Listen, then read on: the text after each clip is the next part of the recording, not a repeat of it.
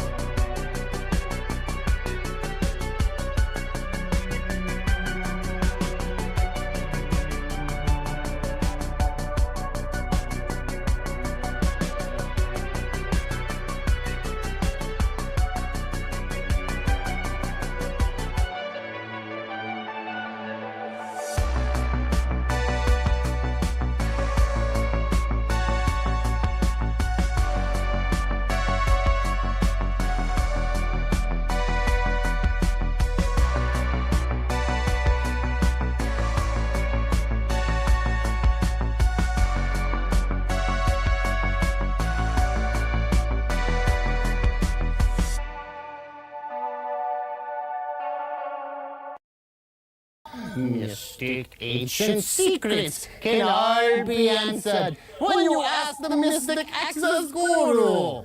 That is I, the great exalted one. I have come across 3 astral projections through the god plane in the hero metamorphosis to give you the knowledge you deserve. Okay, oop, I don't have it set up right. Hello, everybody. There it is. Thought we'd go over an older debate. It's fun. Nothing really happened today, so we'll go over something older. Hey, Ender, West Side Girl, and Ronnie, good to have you here. West Side's probably going to have to cut out here pretty soon because it's about 9 o'clock where he is. So, because, reasons. Dave, welcome. How are you today? Good. How are you doing? Thanks for having me. Yeah, I'm doing well. Thanks for being here. And then we've got Austin. You might know him as Witsit. Hey, Citizen 9. On Twitter. He's got a YouTube channel. I assume, I don't know, you should have a Rumble channel too, but their YouTube channels are both linked in the description below. I recommend you hear them both out. And I guess we're going to talk about flat Earth, and we're going to start the clock at the 7-minute mark for Dave, if you're ready. Sure. Yeah. Just present here. How do that on the bottom? Oh, share screen. Right? Yep. Just mute him. I tried this stuff a while back. It's salt nicotine. It's made with nicotine salts, which is really fucking strong. On my clock, so at cool. Just flip to 4:38. So go ahead. Okay. So we're here to talk about flat Earth versus globe Earth. Austin is going to pretend to defend the flat Earth. He will do so with 2 tactics, which I will undermine right now. First, he will pretend that the default position is that it's just totally flat. Just observe and see how flat it is. So the burden of proof is on the globies to prove it is a globe. No, that's false. All of observations since antiquity have only make sense on a spherical Earth. Looking at the sun, moon, stars only makes sense on a sphere. That's how we've known the Earth is a sphere for 2,500 years. Yeah, he was pretty calm, pretty light on Witsit during this debate. Furthermore, if he still destroyed him.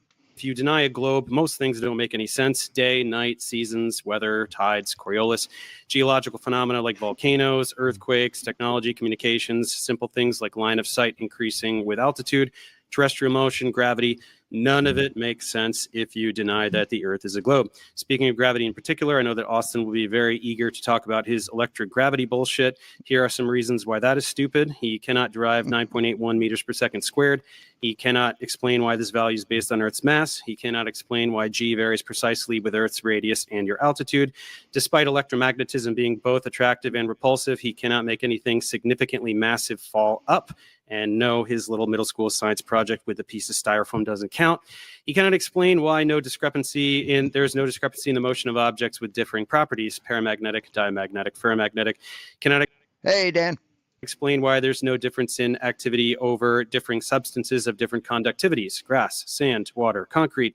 He cannot explain why things fall at the same rate regardless of elevation. His electrostatic field dissipates with elevation until it disappears, yet things still fall. So, Austin, this is the default position. This is the position that correlates with all observations and every nook and cranny of our knowledge about the physical world. If you would like to make a case for the contrary, feel free to do so and make sure to bring quantitative predictions. The second tactic he will use is because he knows the flat Earth is so unbelievably indefensible, he will try to obfuscate by turning it into a discussion of geocentrism versus heliocentrism. He does this because he relies on using word salad about esoteric topics in modern physics, like relativity and certain experiments from the 19th and 20th centuries. Unfortunately, though, for him, geocentrism utilizes a spherical Earth. That's right, the Ptolemaic geocentric model that was used from antiquity until Copernicus uses a spherical Earth. So if he would like to change the topic of the debate completely from flat Earth versus round Earth to geocentrism versus heliocentrism, I'm willing to entertain that if he first admits that the Earth is a sphere. And he has to mean it. If he is unable to make that concession, I will continually drag him back to very simple, naked eye observations and basic logic that prove the Earth is a sphere without any understanding of physics whatsoever. Number one, the observations of the stars. In the northern hemisphere, the stars rotate counterclockwise. In the southern hemisphere, they rotate clockwise. This makes absolutely no sense on the pizza land. Why would the sky be rotating in opposite directions? Just Austin's explanation of that is hilarious. depending on where you're standing. Also, why can't we all see the same stars? If you have a line of sight to a star, you should be able to see it. Both of these make perfect sense. On a rotating sphere, you have two celestial poles, and the Earth is rotating, and then we can't see through the Earth. That's why you can't see certain stars. So in the north, can't see Southern Cross. In the south, can't see Polaris. Speaking of the Southern Cross, in order to get the pizza land, he has to take the point that is the South Pole and unwrap it to get the perimeter of the pizza. And that results in total absurdities like these three people all looking at the Southern Cross at the same time, despite looking at completely different directions. That makes no sense at all. Again, on a sphere makes perfect sense where south actually means something, and they're all looking at the South Pole. Number two, day and night and regions of illumination. This is very bad for the Flurfies because in the winter months, they need to take the sun all the way out to the periphery of the disk, and that would result in most of the pizza being dark everywhere most of the time. Of course, in reality, the opposite is true. The edge of Antarctica in these winter months is illuminated almost all the time. So how does the light get all the way over there? And then you don't even have to go all the way to Antarctica. You can go to Ushuaia, which is at the tip of South America, where people live, and that must be illuminated around 70% of the trajectory, while places Hey, Cygnus. like Point Hey, Stanley. Barrow, Alaska experience 24-hour night. In order to try to explain this, they have to make light do things that it doesn't do, and in fact, flat earthers do not ever try to explain this at all. It gets even worse if you go all the way to the South Pole. There is a 24-hour sun there, which completely obliterates the flat Earth, as flat earthers themselves admit. And that is why a rich person lately has been offering fully paid trips to the South Pole so that flat earthers can see the 24-hour sun, and they are all busy crapping their pants trying to make excuses to not go. Once again, on a globe Earth. And now they're all crapping their pants because they did go. This makes perfect sense. Day is when Hey, Lindsay. you're facing the sun. Night is when you're facing away. Pretty simple. Number three, Southern Hemisphere causes trouble. For years, flat earthers have been pretending that there are no direct flights in the Southern Hemisphere. This is wrong. There are many. Sydney to Santiago is one of them. And this goes both ways, nonstop, in both directions over the Pacific Ocean. And then we have the Antarctica Cup Ocean Race, which is a boat race that circumnavigates Antarctica. They go all the way around every year, and neither of these things make an ounce of sense on a flat Earth. You would have to have, for the flight, the Sydney to Santiago takes this incredibly enormous arced path instead of going the straight line path, and neither of which could be done in 12 hours anyway. And then the boat race would have to go around the entire world, always steering away from Antarctica instead of towards it, which it doesn't do. So all of these observations are very extremely basic, intuitive ways to prove that the Earth isn't flat. Okay, these all obliterate the flat Earth. They prove without a doubt that the Earth is a sphere. Every single one of them does this. Austin is unable to discuss any of these topics. He has no ability to explain any of these observations on a flat Earth, and so he will desperately try to pivot and turn this into a debate about geocentrism versus heliocentrism. Unfortunately, that's not the topic of the debate. If he wants to have that debate, that's totally fine. He must simply concede this debate that we're having now, admit that the Earth is a sphere, and then we can talk about that completely separate other topic about whether the spherical Earth moves or not. All yours, Austin. Perfect. Good intro. Hey, let me, perhaps I should have defined, Austin, I'll give you an extra 60 seconds, if that's okay with you, Dave, to define what flat Earth even is, or just because not everybody in my audience knows Okay. I mean, I feel like it's pretty self-explanatory. But, you think so? Should we just go right to the 7? That the Earth is flat. That's yeah. Okay. Just so everyone knows, but also that the Earth is But it has topography. at the center of the universe too, right? Is that one? Well, Are those two things combined? I mean, yeah, there is no universe if there's right. Okay, it doesn't matter. Go ahead. Whatever. Okay. Well, no, that's fine. We'll just go right to the Dave's. Or I'm sorry.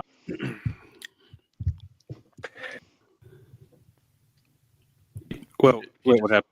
He just left. He left. Well, he might have No. just. Maybe he'll come back. Nah, he didn't leave. He might have clicked a button. That Uh-oh. Yeah. Well, yeah. Maybe he accidentally closed the window. he might have closed the window. Yeah, he might have been Instead- trying to add something. He He's probably back. tried to switch tabs to go to a. Yeah. All right. There he slides or is. Something. All right. I'll. There you go. There you go. My bad. No, you're good. I was like, debate over? What? Yeah. Okay. I'll shut up. And then so at 4:46, you have your 7. Cool.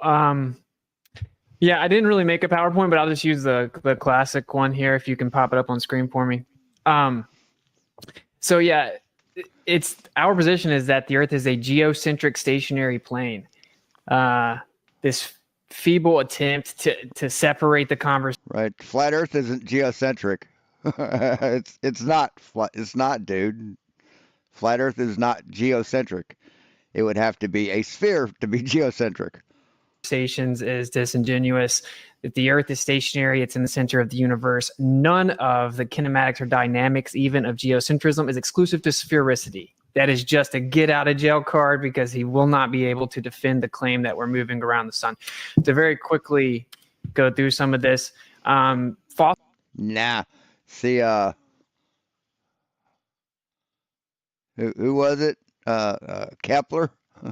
Or shit, I can't remember his name. Yeah, it's been proven that we're going around the sun, dude. It's been proven. What do you mean it can't be proven?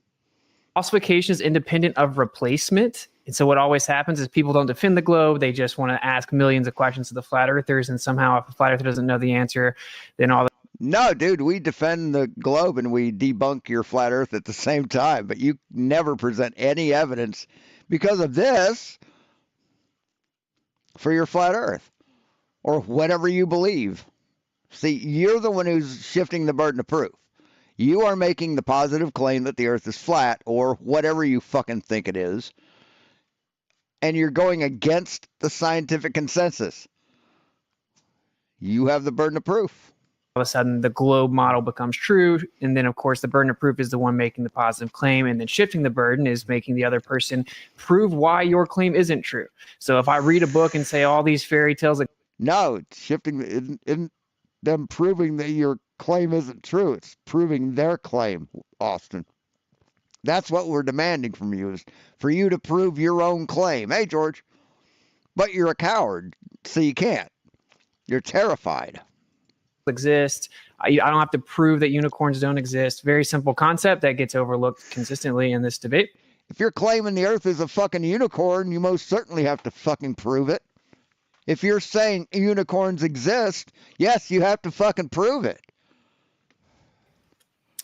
Oftentimes we get what's called a straw man fallacy. People say that this is what flat earth is, and they point and laugh, and no one that I know thinks that it's a flat disk in a solar system. That's ridiculous.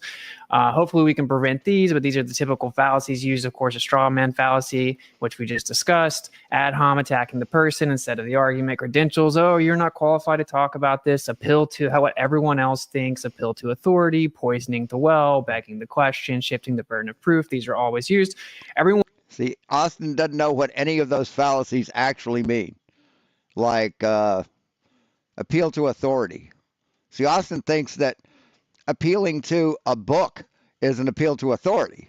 Well, that book is a science book, and it's been vetted, and the information in it is confirmed to be true. So that's not an appeal to authority. They don't even know that. They don't understand what an appeal to authority is. He constantly abuses the burden reversal fallacy. He's just a fucking dick. He's just a dipshit. Was taught the Earth's a globe when they were young. That doesn't mean it's true. So let's just quickly go through the basic claims here. Claim 1 is that the Earth's a sphere with a radius of 3,959 miles. The second claim Yes, that's been measured. is that the Earth is spinning, the tilted, wobbling, sixes. revolving Look at all the sixes. Oh, look at the sixes. It's so adorable. around the sun, shooting through the galaxy. That's then shooting through space. That is a positive claim. And then the third one is that the Earth is in the vacuum of space. The heliocentric model has the burden of proof for these claims. So attempting to remove the burden and pretend that it's just automatically granted to you at the beginning is not how logic works whatsoever. But that's exactly what you do, Austin. That's what you do. And then one would say, wait, isn't saying the Earth is flat a positive claim? It is, of course. And so then we would have the burden of proof, and we have fulfilled that, right? Actually, this right here. No, you haven't. You haven't presented a map, a model, or measurements of your flat Earth, right? You just showed your flat Earth map, and you said, oh, that's not us. There is a specular reflection. Any convexity or concavity of the water, if it was curving, you wouldn't be able to get a specular reflection because it will cause what's called a diffused reflection. If we move on here, we have actually verified the Earth is flat in many ways. Radio waves can be sent over 10,000 miles. Amateur records show that they're sent thousands of miles. Yeah, radio waves can be sent all the way around the fucking globe, dipshit. Did you know that? Did you know that you can get a long path and short path transmission? Did you know that radio operators sometimes get both at the same time, but they're delayed because it takes different time. It takes a different time to go all the way around the Earth. Did you know that? Fucking moron. At all frequencies far beyond the geometric limitation of the globe. Do you know how high the tallest radio tower can be built? 1,500 feet. I think it's 1,500 or 1,200 feet. And that's off the ground. If you put that on a 500-foot mountain, that's still 1,200 feet above the mountain. So, yeah. So what are you looking at there, buddy? You're looking at a radio tower that's 2,000 feet off the fucking ground, off the ocean? Is that what you're saying? Here we have Of course it's going to have a long fucking transmission because there's nothing down there to block it for a long fucking way. distant mountains observed from 167 miles away at less than 1,000 feet. So the target hidden height should be almost or over 11,000 feet, but the mountain's only 12,000 feet. We should only be seeing roughly 1,000 feet of the mountain. Clearly, that's not the case. Here we have another one, 168 miles. Target hidden height is almost 12,000 feet, and the elevation is entirely 12,000 feet. So we should not see the entire mountain. This is a major problem because you're going to have a problem trying to invoke refraction here, and hopefully you do. This used to be the world record longest distance line of. Look at how fucking high they are. Look at how high up they are. Do you realize how high up they are? Observer height, 9,272 feet, man. 9,000 feet in the air. Wow. So show this when you're standing at the beach. Show it then, Austin. Because seeing 275 miles on a flat earth should be no fucking problem all the fucking time. Sight, of course, that means you're a direct line of sight to what you're observing. The world record for the longest photo. Here we have a target hidden height of 16,000 feet, and the top of the tallest mountain is 12,000 feet, which means that the mountain should have been thousands of feet below the curvature. Here's another one, 271 miles. Again, the entire mountain should have been obstructed by over 3,000 extra feet. Here's another one, 250 miles. You get the idea over and over. Yeah, we get the idea. You can't see the bottom of any of these mountains, if those are mountains. You can't see the bottom of any of those mountains, Austin. None. You can't. The mountain should be obstructed except for just roughly 800 feet here. So Austin's like, oh, I could see some of a mountain, so that means I could see all of the mountain. Here's another one, 241 miles. The entire mountain, almost the entire mountain should be hidden. And then it goes on and on and on. Here is a very important observation everyone ducks away from. If you look in the top left here, you see you can't see the mountains. These are called Canigou Mountains. You cannot. Right, because the sun's up here. But as it gets lower and lower, see how they see how it's still kind of dim, but here they're really distinct, and here they're darker. See how that happens, Austin? You know, when you got a sun that is next to something, it's hard to see the thing it's next to. But if it silhouettes it, yeah, then you can see it. You're a fucking idiot.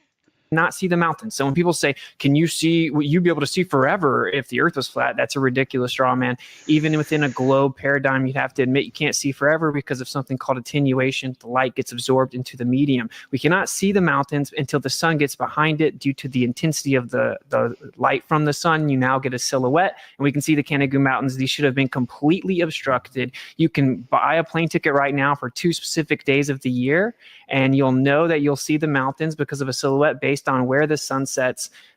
So I guess refraction is just colluding with the calendar and with the atmosphere to make the earth look flat over and over. Of course, as a silhouette, refraction affects light, not the absence of light. Here to address his straw man about the geocentrism thing, these are projected onto a plane. These are literally azimuthal projections. So to say that it requires sphericity is ridiculous. Hey, Eric. Here we see that all the paths of the planets fit right within a ferrocell magnet torus field. Okay, what a coincidence. And to address this misnomer that sunsets are impossible on a You are absolutely true. You're absolutely correct. flat Earth, and they just go behind the curve of the Earth. That is also not true. Here we see the sun disappearing above the horizon with a horizontal line blocking the bottom of it. I mean, of a cloud bank.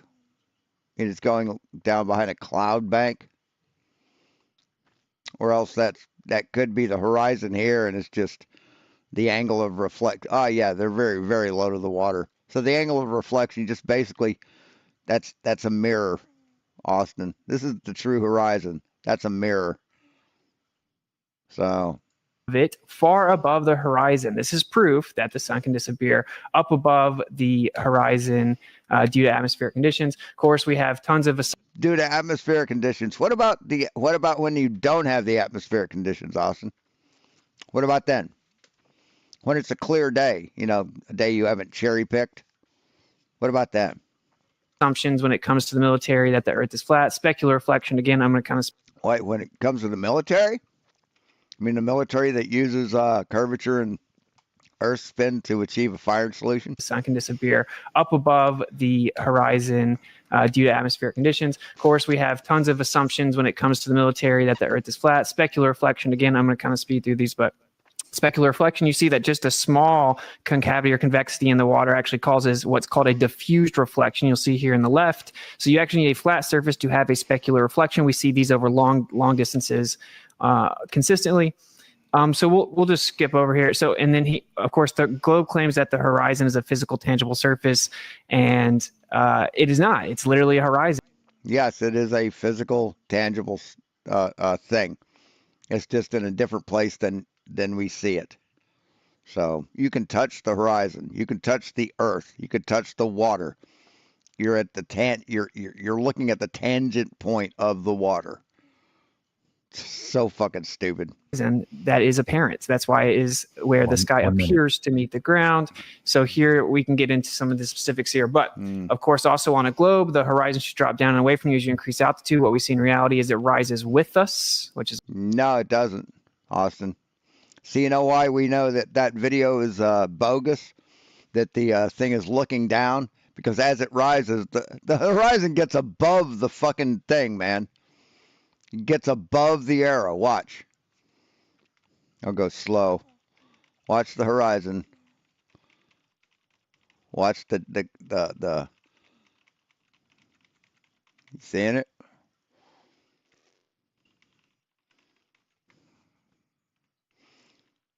See, I remember this. He wasn't careful. The asshole who did the video wasn't careful. See it going above the point of the arrow? That means he was it means the thing was pointing down. See that? See, he's covering it up with his cursor. He's covering it up with his cursor. Look at that. He's covering it up with his cursor, and then he goes right off of it. See, it's lower. See how the arrow's lower? Means the camera was pointed slightly down. Wasn't horizontal. Which is a major problem. So long story short, the entire globe model depends on the accuracy of the claimed radius value. And if that radius value is wrong, the entire model is wrong. So in closing, what I'm going to say is, again, falsification is independent of replacement. The literal default position is that the Earth is a stationary plane. The globe says, well, yeah, but it's so big, it looks flat, and it's so big. No, just like Dave said, the default position is not a stationary plane because we've measured the Earth, dipshit. That's the default position. The measured thing is always the default, not your opinion. That based on the angular rate of motion, you can't tell that it's moving. Could that be true in theory? Sure, but that is a concession that the default position based on empirical evidence and observation is that the Earth's a stationary topographical plane, hence why we utilize it as such for all military technology, etc. Therefore, to make a claim that everything is antithetical to that, No, we don't use it for military technology, you stupid fuck. you objectively and logically have the burden of proof. And then we'll get into a lot of the things that he mischaracterized my arguments regarding throughout the debate, hopefully. But yep, there you go. Okay, thank you for the opener. I want to give you both. What do you think? Like, I assume there's one or two things that both of you have said or that strongly disagree with. Other. Now, one reason why I think Dave was being nicer than he normally is with Austin is because he was on this guy's channel, and this guy's sort of he's kind of neither way. He's on the fence, so I didn't think he wanted to act up on this guy's channel. Do you want me to open it up to just give you both a 5-minute period for rebuttal? No, or do you just want to leave it open? We can dig into it. Okay. Of course, Dave could have also just swallowed a big bottle of melatonin too. you never know. Why don't what was the first particular topic maybe that Dave you want to poke around? Well, Austin is denying this idea. He's insisting that the default position is the flat plane, empirically, observably, everything observable. Okay, so explain the observations from antiquity that I told you. How are you getting the sky to rotate in opposite directions depending on where you're standing? Let's start with there. How observable is that? How does that fit with your default? This is what always happens. Instead of providing evidence that the surface is curving, you're saying, well, but if it's not, then how does this happen? No curved surface. You said the default position, flat plane. Mm-hmm. I'm asking you on your flat plane, explain the observations of the celestial sphere. In the north, you get counterclockwise rotation. In the south, you get clockwise rotation. Explain that to me on your default flat plane. Explain it. Yeah, so the counterclockwise and clockwise direction is super simple. It's based on looking different directions. It's super simple. Hey, Billy, what's up, man? Your better question is, why does it go around a singular point, is what you're trying to say. No. I'm asking about the direction. Just looking opposite directions would make them go the opposite directions. Just look in opposite directions. Sure. They all go east to west. If you put a clock on your ceiling, which way can you face to make the hands go counterclockwise? Tell me which way you can face. Not analogous. The stars drop. It is though, because the hands. Yeah, it is. It's very analogous. It's like exact. The hands on a clock. You don't get it, right? You don't get it. The stars drop due to perspective, so we're actually looking out towards them, not directly up. Which depends on your latitude, right? Depends on your latitude. If you're at the equator, they're going from horizon to horizon. Wait, do you agree that if I was looking out and something was spinning one way and then I looked at it from the other direction, it'd look like it was spinning the opposite way? It wouldn't. No, it wouldn't. No, it wouldn't, Austin. Take a mirror ball, put it in your ceiling, and hit it with a light and spin it. Everywhere you look, those fucking lights are gonna go the exact same direction, dude. There's absolutely no fucking way that you're going to see them go in a different direction just by looking in a different way.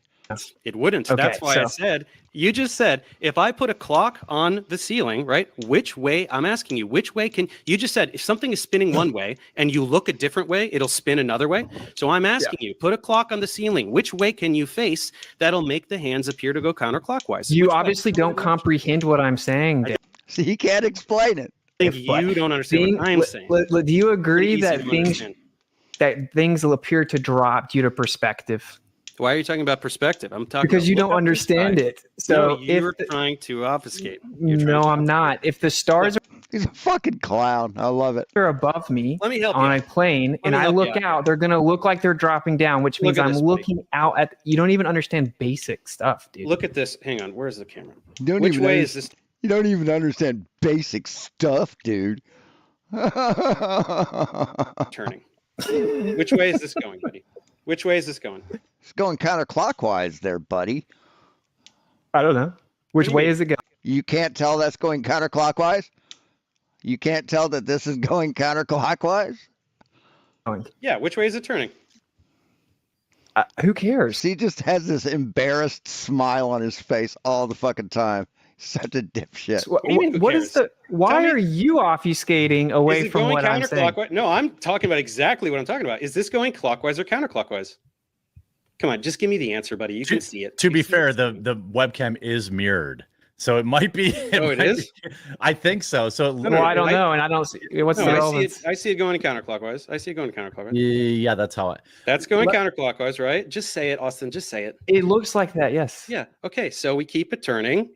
Do you think I don't understand the concept? No, you fucking don't, Austin. You fucking don't understand the concept because this is impossible on a flat earth. And this matches reality. I'm showing you, and I'm showing all the viewers. Look, which way is this going now?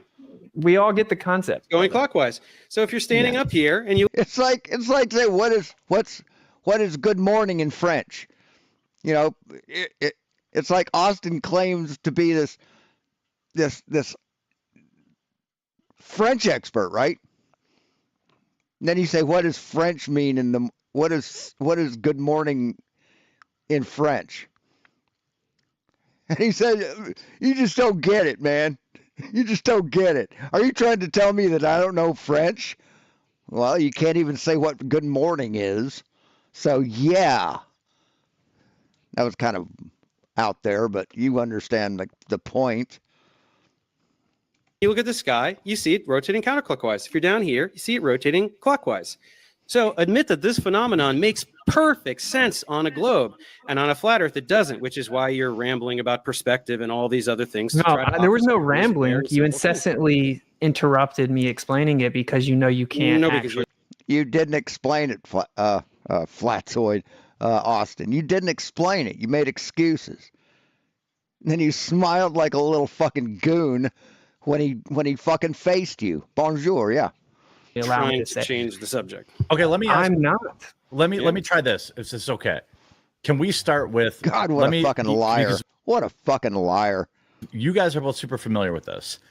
Let me toss out. Let me so people can dip a toe. One of the biggest It was funny watching him get arrested. conversations that goes back and forth. Both of you talked about this in your videos. Is in a flat Earth. Dave's video points out that there are some issues where, for example, the sun is coming around, right? And we know because we live here that one area of the world is in perpetual light, the other's in perpetual dark. This would be non-congruent with a flat Earth. So what is the flat Earth position? Am I describing that fairly, Dave? I'm oversimplifying. Sure. The flat Earth cannot explain the region. That was my second point, that it cannot explain the That's regions. what I of was trying to illumination. remember. Yeah. Okay. So what The is regions of what? The regions of illumination, the parts of the Earth that are day or night at any given time. Yeah, You but have I know absolutely you zero know ability. the answer. So I've Yeah, heard that- the Earth is answer the given source. to you. the viewers? No, don't but Dave know knows the answer. But So there's 10,000 people something The called watching. answer don't know. is that if you're facing the sun, it's day, and if you're not, it's night. That's the answer. Dude, I'm gonna enlighten you, bro. If you don't allow the Thank other you. person's point to be made, you didn't win anything. Yeah, No matter you're how much Go coping's ahead. going on We're in the waiting chat. for you to make a point. Go ahead. Okay, it's called a coffee cup caustic. It's a literal. It's called the coffee cup caustic. But how does the sun get from one side of the flat Earth all the way to the other side, but not light up all the stuff in the middle? How does that happen, Flatsoy or Austin? Jesus. Literal physical effect that can be replicated. The light will actually bend around the rim of any type of containment. It can literally be demonstrated and shown to perfectly replicate the seasons, the perfect light distribution on a plain Earth. You're objectively wrong. You've had this presented to you, and now you're back here in front of people pretending you presented don't this know to what me? it is. Who has presented this to me? Dave If you Weiss guys did. I could- watched it. No, Weiss.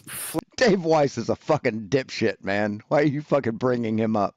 he's a liar, and he owes about 30 people 3 Bitcoin each. So Floundered like a buffoon. That's why you guys all call him No. controlled opposition now. If you could demonstrate No. this, you'd all have videos demonstrating Coffee. this. There Show are me the literally model. hundreds of them. No. Coffee cup I'm not caustic. talking about, oh, shine it and, ooh, it kind of does a thing, sort of. I'm talking about show the precise regions of day and night over several month period, right? Have it exactly precisely align with where It's day, literally where been night. done multiple times, Okay. Dave. So Sounds like an the- empty claim to me because I've never Oh. seen it. Yeah. Yeah, Okay. you have. So okay, hold on. So Austin, give him a second to explain his side. So you're saying the what most people see is that the daylight is predictable. Daylight, nightlight is predictable based on what is believed that the orbit, the current belief about the Earth's orbit. In a flat Rotation. Earth, yeah, the rotation, yeah. In the flat Earth, just let him finish. Dave, you get 2 minutes. Can you I'm describe? not oh, me? What? No, sorry. I'm going to shoot it back to you for 2 minutes, but give Austin 2 minutes to describe what he's talking. Because I just want you guys to remember, like, the audience doesn't know what coffee cup, whatever it is, right? Yeah. So Doesn't remember, mean anything. in the Ferrocell image of a magnet.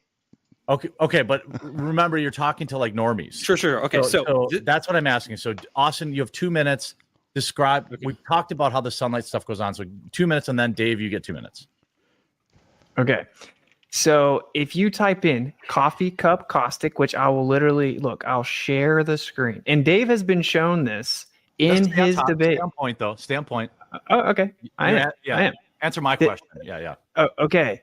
Just Google coffee cup caustic. If I have a coffee cup, if I took the lid off of my coffee cup and then light was shining in from the window, what will happen because of the rim is the light will hit inside the coffee cup and wrap around the entire rim. I can take this little flat earth model right here and do it live. I'd have to cut all the lights off, and since the windows are open, I can't.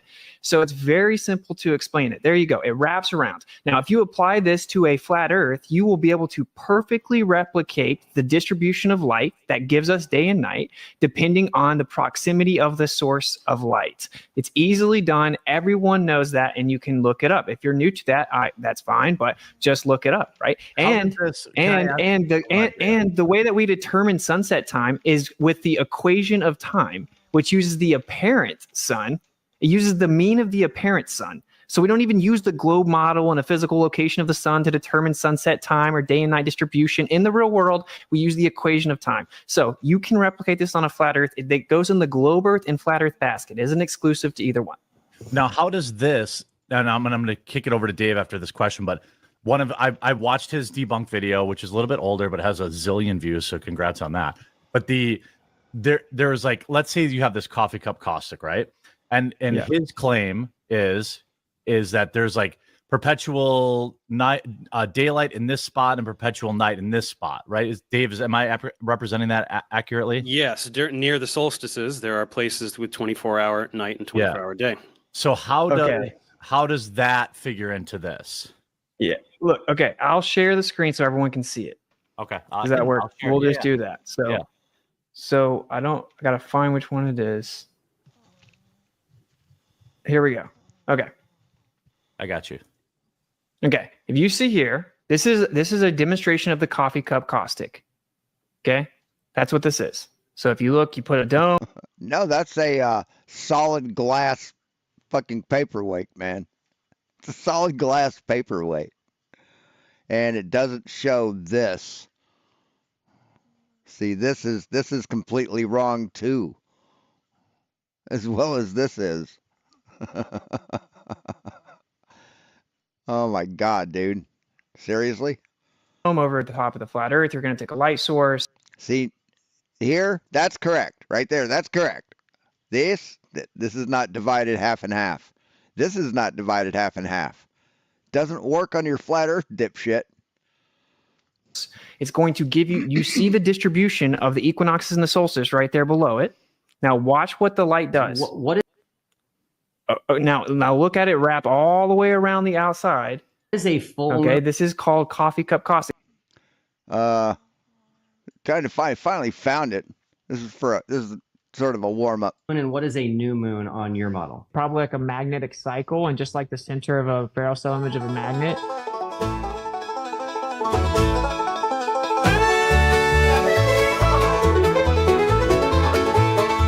I think it's probably like a magnetic cycle. Just like the center of a Ferrel cell spiral. Image of a magnet, it's just black in the middle. It's actually pure inertia, not just a little. In the Ferrel cell image of a magnet, it actually goes into its inertial state, then charges back up. It becomes like etherically displaced. Yeah, you start to see it charge up once more, and it goes back like it did before. Once it becomes like etherically spaced, you see it charge up and take its place. Oh, shucks, ain't that so? Hey, Karen. That's how moon phases work, fam. Pass the dresser. In the magnet's heart, centrifugal divergence flies. Centripetal convergence pulls. Defying all science. I have to stop it. That right there is a fucking bunch of famous fucking people. Convergence flies, centripetal convergence pulls, defying all science. Etheric whispers sing, light and shadow blend, magnetic cycles spin, where physics seems to end. In the Ferrel cell image of a magnet, it actually goes into its inertial state, then charges back up. It becomes like etherically displaced. Yeehaw! Grab your partner, swing around, magnetic cycles up and down. Either song in the air, hillbilly science everywhere. Cause it's like etherically displaced. Yeehaw! Yo, belly on up to the Witsit word salad buffet. Who has light vinaigrette?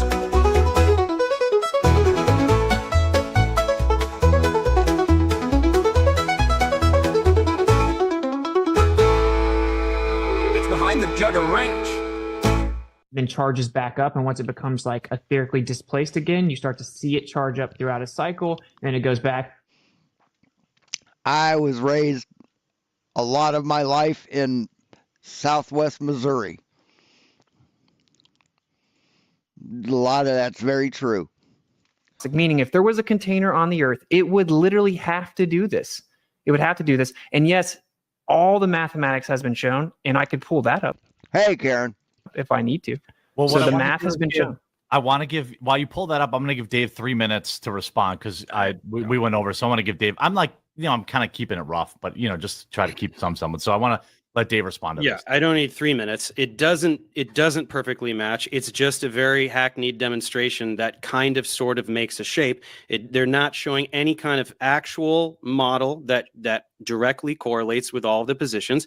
So number one, it absolutely does not correlate with the times of day and night, doesn't do it. But second of all, it also creates gigantic problems because in order to get this, you're pretending that there's this dome, magical dome or whatever the hell you're talking about that's giving this effect, which number one isn't there. Right? You cannot demonstrate that this dome is there. But number two, it creates other problems because if you're saying that the sun is outside of this dome, then you don't get to have the sun inside the dome for the magical explanation for tides and all these other things that don't make sense on a flat earth that you're pretending that the sun and the moon do, right? Yeah. Now, when Dave mentions this is another point of contention. I just, you guys are going at it, but I just want to keep everyone else in the loop. There is one of the points of contention is whether or not in the flat Earth model, and you guys correct me if I'm wrong, is whether or not the sun is inside or outside of this hypothetical dome. Because in one case, it's responsible for the tides and this, that, and the other, and then the other case, it's responsible. What is it? Tides and what did you? Storms, everything. Yeah. Right? Coriolis. So what is the storms rotate in opposite directions depending on the hemisphere? Oh Everything. my gosh. So okay, all right. So Austin, I'll give you. Go ahead and respond to that.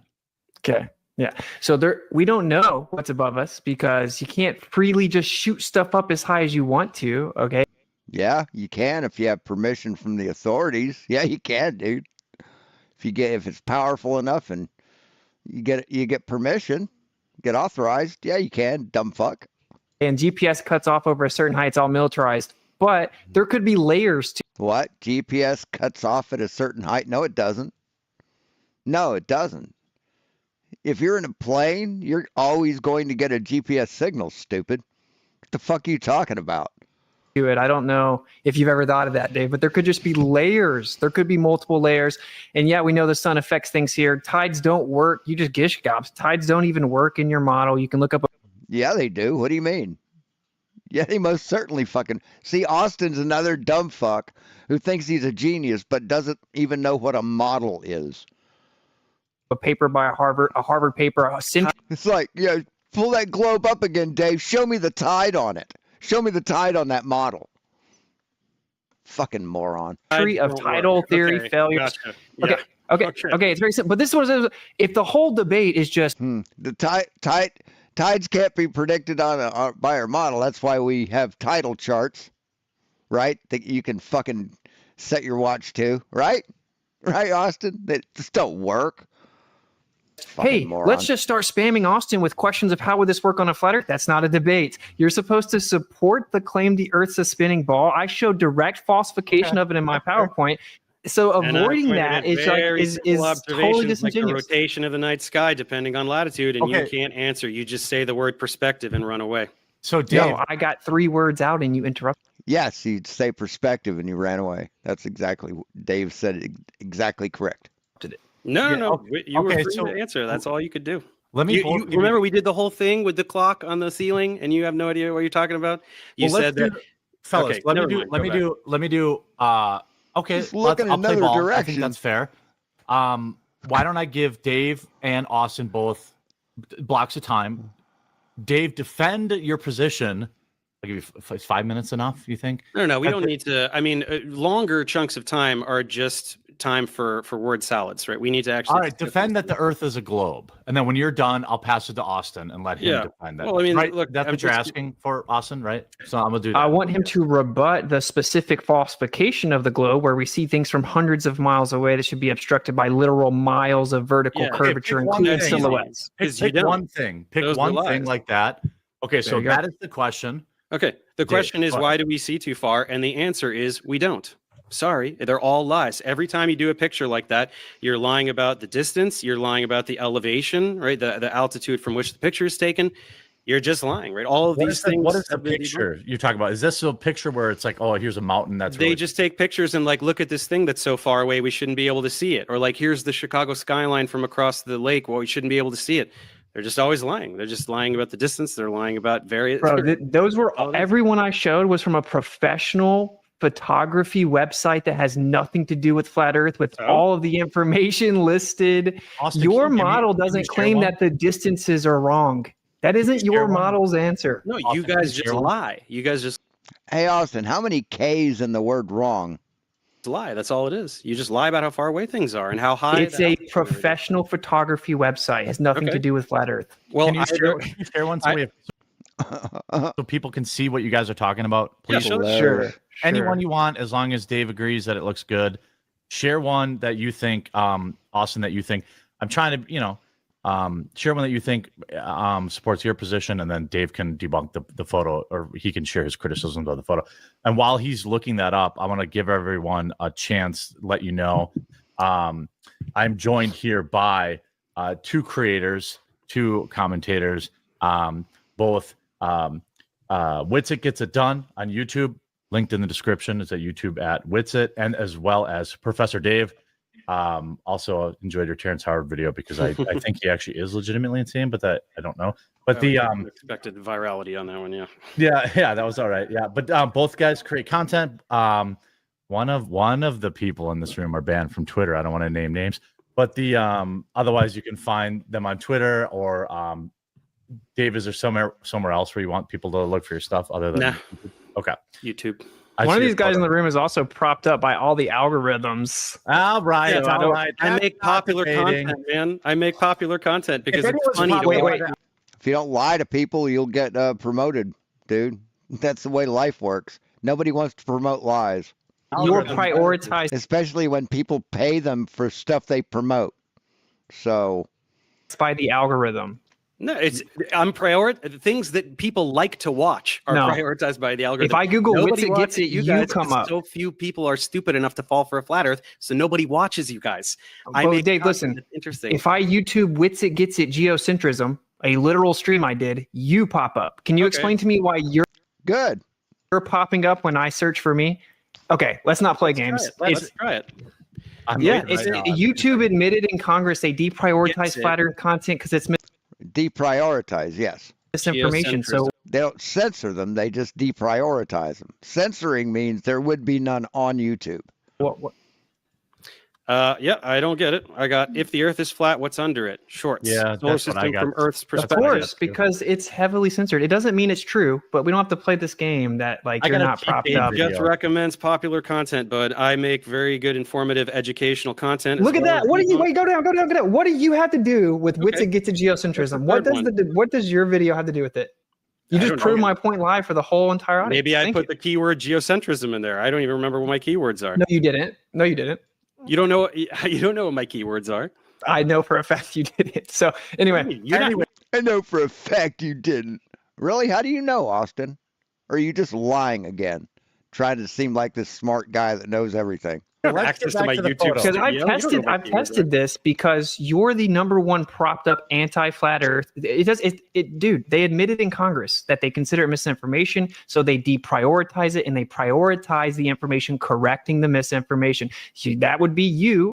Yeah, that's how life works. No one likes a liar, Austin. If you stop misinforming people, you'll get more views. You'll get the algorithm will like you better. You'll get more exposure. They'll stop deprioritizing you. According to them. So they prioritize you. If you look up anything flat Earth related, you get Professor Dave. Okay. We all know that content blows the rest of your content out. That's why you got so many tens of millions of views. Look, I have 1,500 tutorials. Do we really want to talk about my education? No, bro, I'm not even. I hope you. Good luck, brother. I'm not hating on you or your success. I'm just pointing out. No, you definitely. I'm literally not, dude. If you make $400 million, I don't care. I wish you would. I don't care. Doesn't matter. I'm just pointing out, bro. I'm just pointing out the Awesome. objective fact that it's How bitter you are. Austin, I love you, but hold on. Now, here's a picture that Austin shared. Nobody denies that this picture exists. Austin, what do you say this is showing? Now, remember, I keep bringing it back because people who are watching aren't as balls deep as you guys both are in the topic. You know what I mean? Sure. So this is just a picture to me. What does this show? Okay. So this was the world record at the time. It's been beaten now for the longest line of sight photograph ever taken. This is a mountain called Pic Gaspard. Okay. Pic Gaspard. Let's look that up.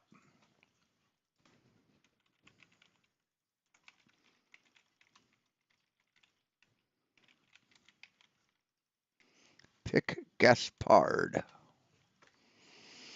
Let's see what that mountain range looks like.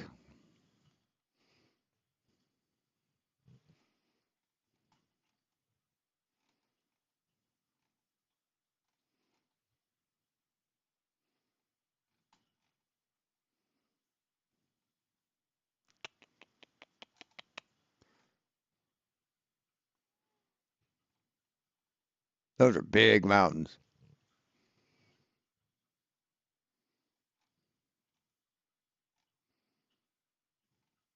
Trying to find a photo taken closer than that, you know?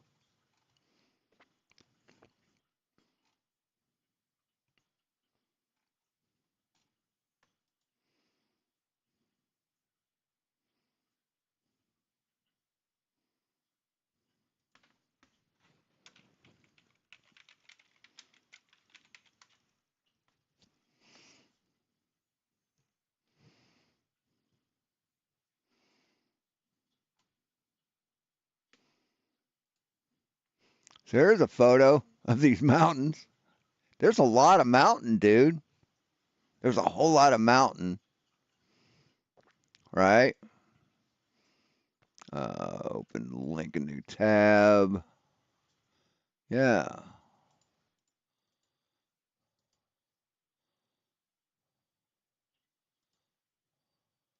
So here's the mountain range. There's a lot of mountain, dude. There's a lot of mountain. See, all you're seeing is this much right here. See? That's all you're seeing, Austin. It's just the very tips of all these big fucking mountains. That's all you're seeing, dude. Can't see that very well. Oh.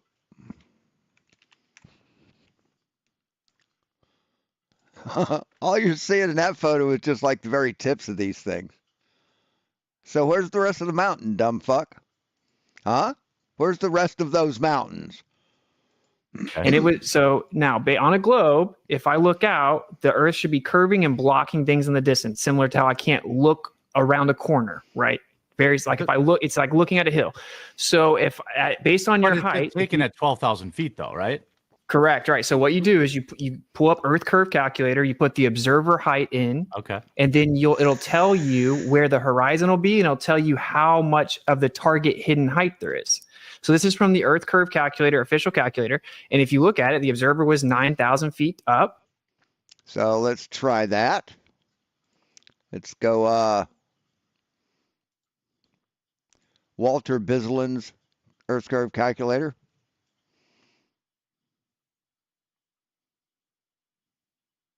Motherfucker.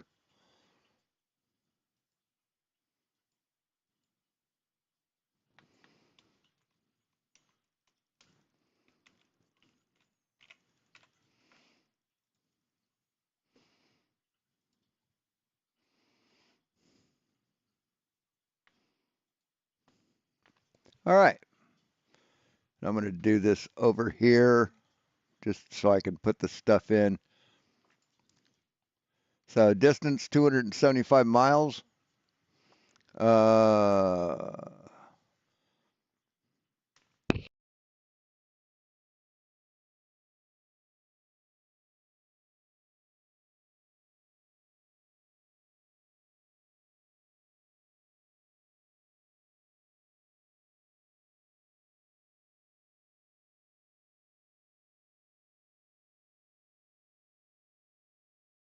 442,570 meters is what that. That's the number 442,500. Echo, stop.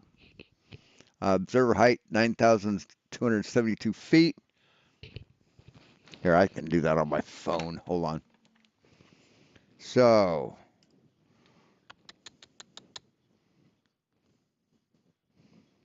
got a calculator, conversion,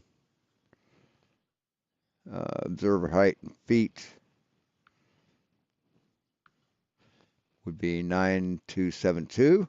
9272 meters is 2,826. Is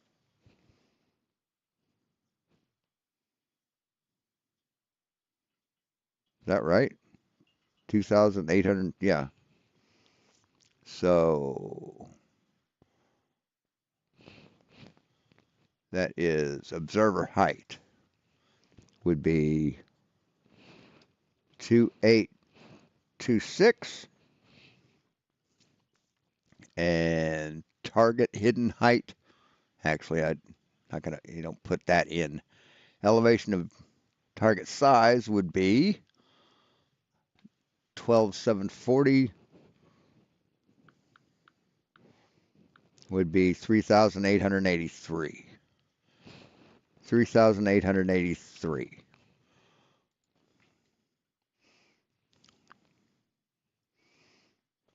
All right. Standard refraction. And we get this. This is under standard refraction. Right? Let's see what it looks like on a flat Earth.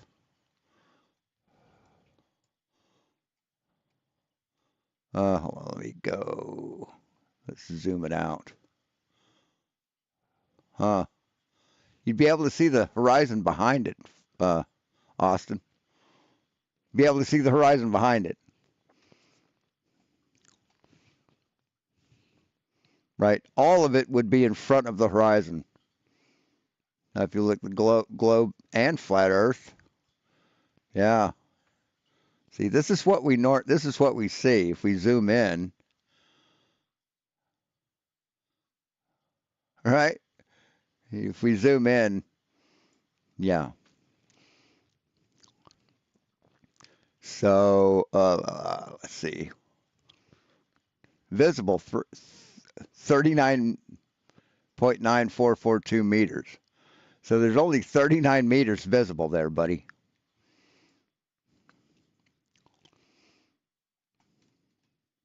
So, yeah. So on a flat Earth, let me go back to it. See, on a flat Earth, you'd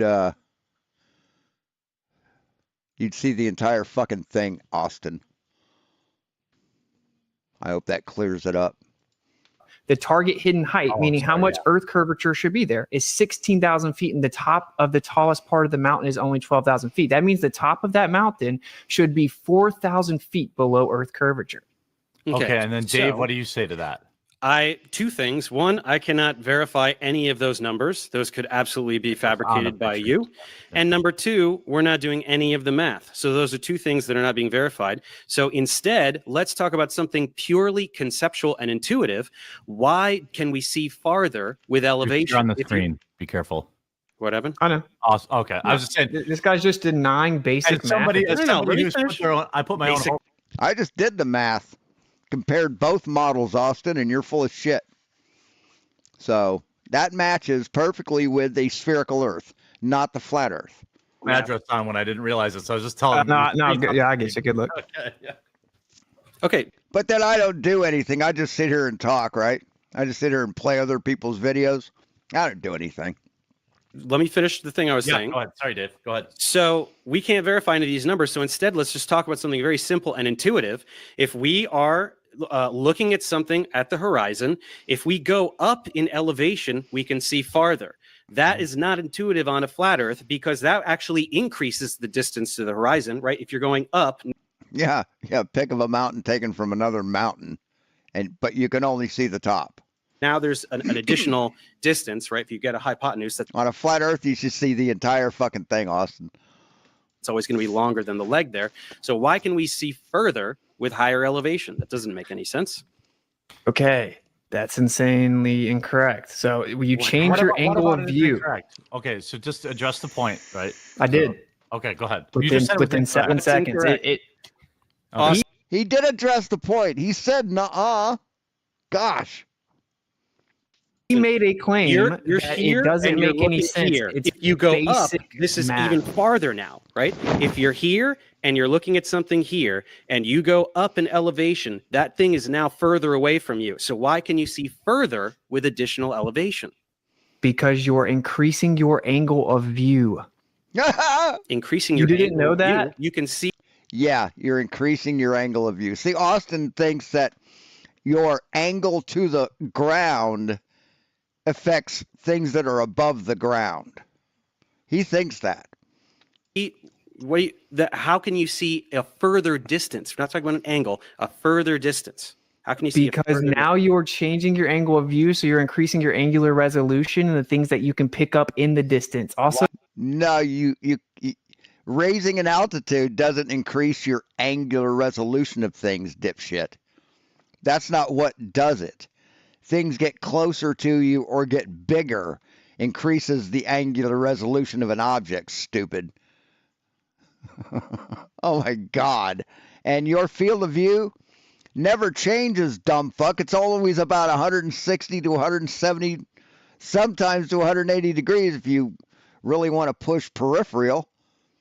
So no, your angle of view doesn't change. Fucking moron. so Why does the that ground make it ramps further? up due to perspective. Dude, just Ramps imagine, up? just Ground ramps up due to perspective. That's all they've got. That's like they just parrot memes. think about it simply. If I was on a flat floor and I laid my head down on the floor, as I start to stand up, I'm going to be able to see further along the floor. No, you won't. You will be able to see the exact same amount along the floor, stupid, unless your floor is curved. Because my angle of view increases. This is again not No, that's not how shit works. That's not how geometry works, dumb fuck. Exclusive to a globe Earth. And you deflected away from the observation that refutes the globe again. Because I can't verify any of these numbers or the math. They're just lying about them. Okay, so if the numbers are correct, then you concede it refutes the globe? Probably not. No. Okay, then answer it as if the answer, because these are not my numbers. Okay, I don't know that. Everyone at home's gonna be able to go look it up. It's a official photography. You didn't do this yourself? This isn't your observation? You're relying on somebody else to give you the information? You didn't vet it? You didn't research it? Huh, that's weird. Seeing as you always tell us, oh, have you been there? Have you been to the moon? Have you been there? Professional photography website. I just want to let you guys both know. At the start of the show, I did a poll, just so See, that would be an appeal to authority, because the photographer that did this is probably not a surveyor. Probably didn't have the tools to confirm how far or how high or everything was, right? So that would be an appeal to authority. If you're appealing to a photography website to determine the shape of the Earth. It's with about 3,000 votes. It's 65% Globe Gang, 35% Flat Friend, which I thought I'm going to run it again at the end because I thought, this would be fun and a fun experience. Well, nobody's going to change their mind here. Well, you're probably true. So you've watched online debates before, Dave. So yeah. Well, no, not really. He brings his flat Earth, people, and they're impervious to facts and logic, so they're not going to change. Says the guy that's just ducking a picture. Yeah, I'm ducking a picture because it's a picture, right? I'm talking about very simple physical concepts, right? I'm talking about observations that we can all agree on, like the observation of a celestial sphere rotating counterclockwise versus clockwise, that you cannot explain, that only makes sense on a spherical Earth, that we used in ancient times to prove that the Earth is a sphere. That's why sphere is the default position that you're trying to undermine by talking about. But hey, real fast, can we show some intellectual honesty? I understand that you don't know these numbers, and fair enough. You first, motherfucker. You first. Okay, if you want to verify them. That's fair. That's fair. I'm asking you in good faith. Fuck. If the numbers were correct, which they are, what would be your response? You could say, if the numbers were correct. Okay. Yeah, it's an intellectually honest question, and it's actually disingenuous to avoid addressing the evidence just with the cop-out that I can't verify the numbers right now. It's actually really not, because when you have an entire model that is all interconnected and all observable phenomena are explained by that model, one singular datum, like one photo, is not going to be powerful enough to undermine an entire model. If the numbers were true and if the math wasn't fudged, then I would say, okay, there's... I want to see how he had this thing set up. Hold on. Singular data interconnected and all observable phenomena are explained by that model. One singular datum, like one photo, is not going to be powerful enough to undermine an entire model. If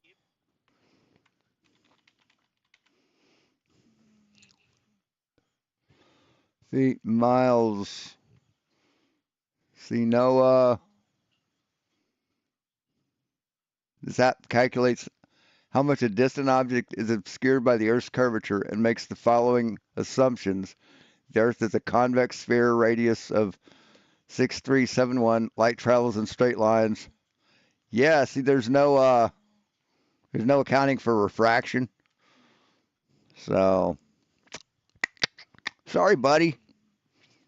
Big fail. Numbers were true, and if the math wasn't fudged, then I would... You're absolutely right, Karen's unkempt bush. Say, okay, there's probably some kind of atmospheric 5819 effect or some kind of thing that I am not aware of that is making us see a little bit further. Maybe it's something that particular day.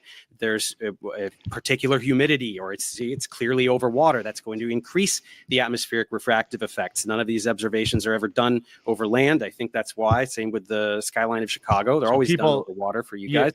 So there's something clearly, just one singular explanation that is missing. And that's why one datum is not going to undermine an entire model that explains explains every single thing about the world that we live in, from everything we see in the night sky to geological phenomena to just absolutely everything in our world, right?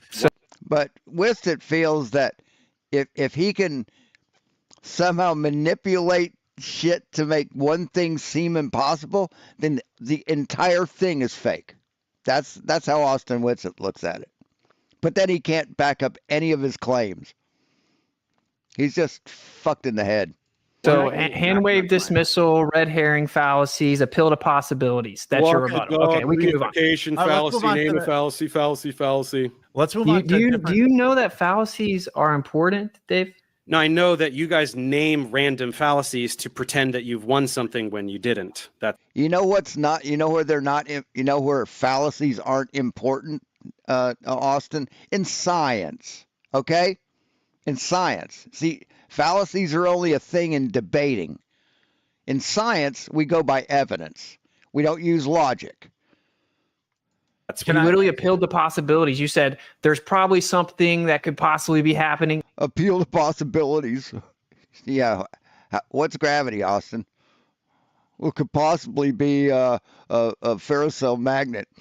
You literally did a textbook appeal to possibility. It's all good. You're pretending that one observation is worth more than thousands upon thousands of observations every single day. Is appeal to possibility even a fucking thing? Is that even a real fucking fallacy? I mean, seriously. They just make up fallacies. Fucking Nathan Oakley, when someone said something about the debate, or something, I can't remember exactly what they referred to, but Nathan said, "Oh, that's an appeal to forum fallacy." It's like, what? What the fuck are you talking about? I showed 10. It doesn't matter. You're just affirming the consequent and reifying your model by saying it explains everything. What about the micro? We see too far. What about the long distance radio waves? What about when we shoot radio waves line of sight? That's thousands of sporadic E propagation. It bounces off a layer of the atmosphere. Yep. That's I can't remember which layer it bounces off of. I can't remember. But yeah, I've done that during a field day about 15 years ago. Okay, that's called skywave propagation. Okay, hold on. Sporadic E propagation. Everyone's had their say on that. Okay, let me ask you, what another thing that I found fascinating as a normie is the contention between the what do they call you, Dave? A glober? I don't know. What is the name? Heads, globe. I don't care. And then, so the globe people and the flat people is the idea that's one of the things that I saw Austin talk about and you talk about was that essentially 5,000 years ago, there was a different North Star. And the question around whether or not the stars move, because that is actually paramount to the idea that the Earth is rotating around the sun versus the Earth being the center of the universe. So Austin, I'll go to Austin, then I'll go to Dave, and then next time I'll start with Dave. So in the flat Earth model, is it that the stars? Can you explain the stars thing to the layman in the flat Earth model? Okay, wait, the star thing, like the question you just asked about the star moving, or something else? Well, I thought maybe I misunderstood. Correct me if I'm wrong. I thought the flat Earth mindset was that the stars did not move. Is that not true? Sure. Am I wrong about that? Okay. Well, or correct the me. claim. There is a claim that the North Star used to be a different star, and it's a ionosphere. Okay. Very vague, ambiguous claim based on like architecture. So there's no actual legitimate evidence verifying that. That's cool, Ender. For all legitimately recorded history, we have Polaris. But there is something called a kinematic equivalence, which sure that sounds fancy, but it's not. Hold on. I know you're explaining it, but you didn't. So is it?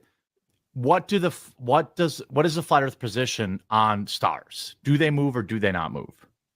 They move every day. That's called sidereal rotation. If you mean over time, there does seem to be a slight progression of the stars. But what I'm trying to explain is that isn't exclusive to the Earth moving or not moving, right? It's called kinematic equivalence, which is what relativity is about, relative motion. It's like, oh, is the plane moving or am I moving? You can never tell. That's what the globe model says. So anything that moves in the sky could by default not prove that we were the ones moving according to the official globe model. That's the point I'm making. It's called a kinematic equivalence. So whatever the stars are doing, because we can't go back thousands of years and verify if the North Star was different, whether it was or wasn't, it does. So the definition of sidereal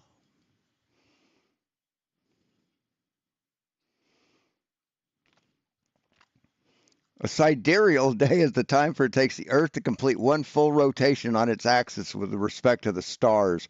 Sidereal means in respect to the distant stars. That's what sidereal means. Let's see, definition.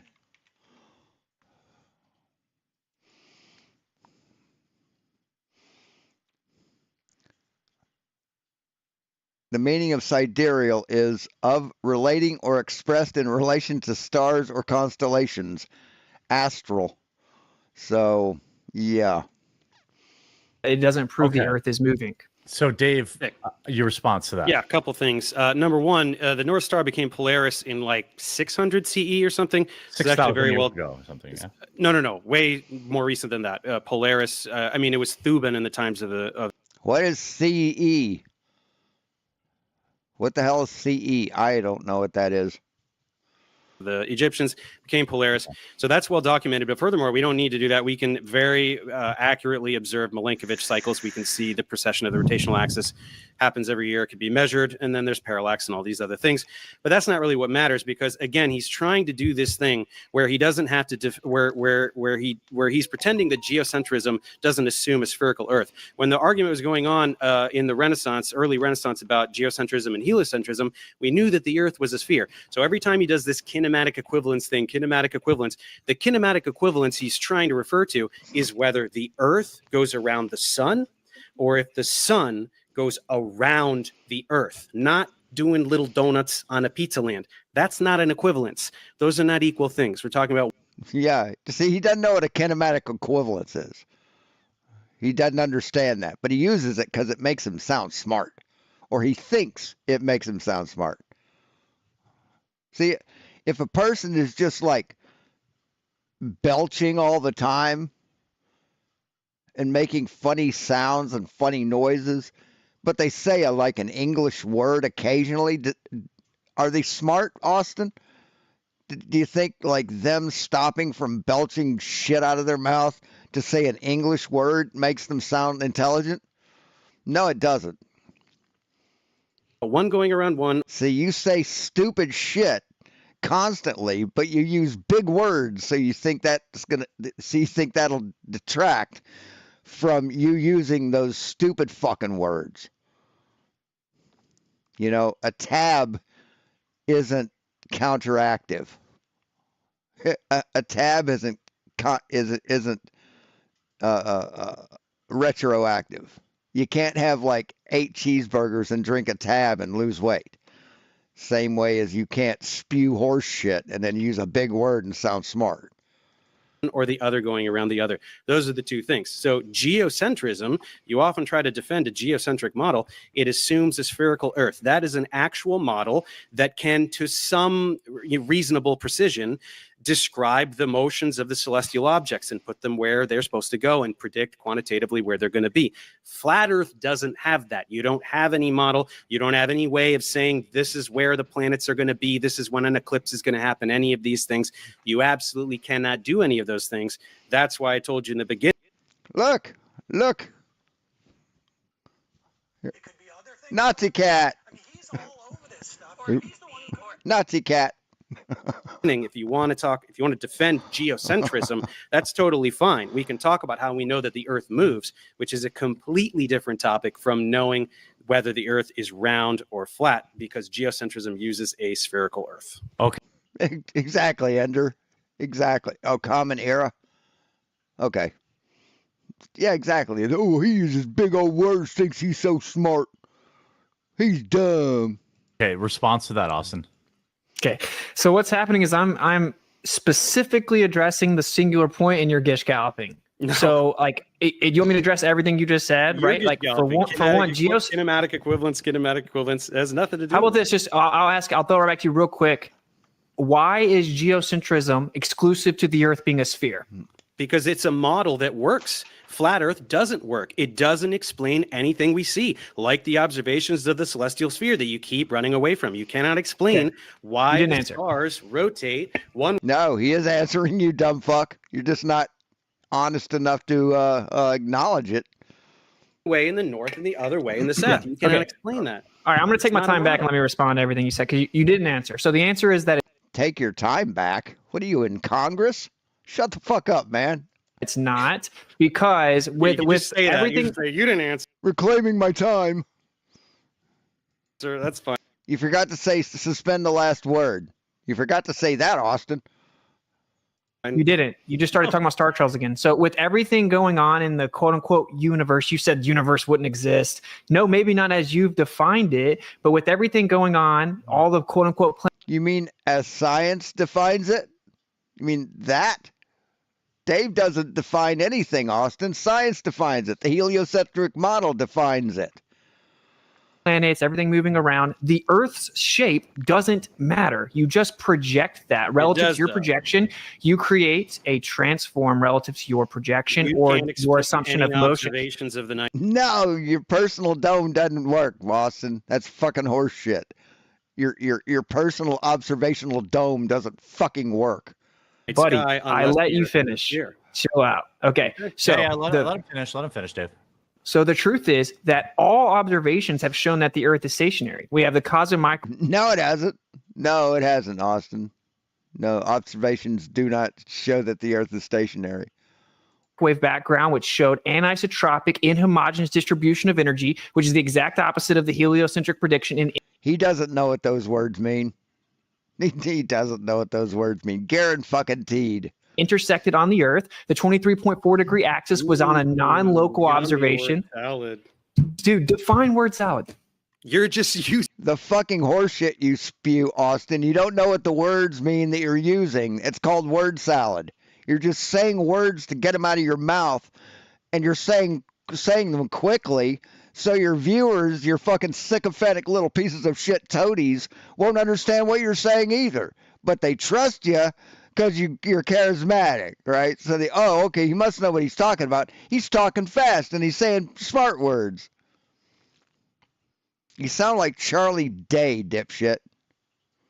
Using words, you're trying to pretend that cosmology proves the Earth is flat. Then all cosmologists would be flat earthers. Do you have any Straw idea how man. insane you sound? No, it's not. You're pretending to understand cosmology. You're pretending. What to did I say that was word understand salad, Dave? Huh? No, I'm saying it's word salad because it is word salad. Yeah, I like name that. that word. What do you say that it's word salad?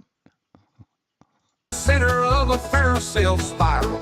Image of a magnet. It's just black in the middle. It's actually pure inertia, not just a little.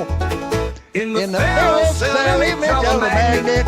It Yeah, that's called word salad, Austin. You do it constantly.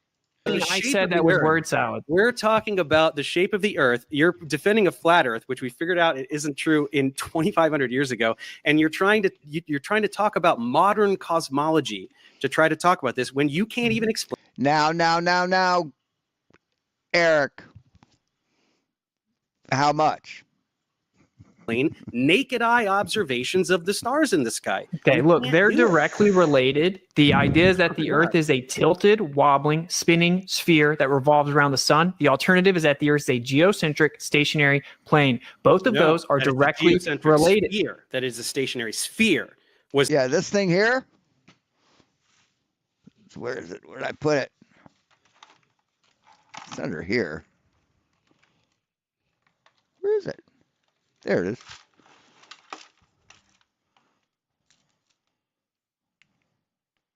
Yeah, this device here, I could use that for smoking crack, but I won't. It's just for pot and oil. Was the alternative prior to heliocentrism? Dude, we thought that it was a Stop stationary interrupting. sphere. Hold on. Prior- Hold on. Keep going on. You Both keep you guys. Some friends of mine, when they were like studying crack when it first came out, like back in the 90s, they went through a clinical trial, like a clinical study, UCSF.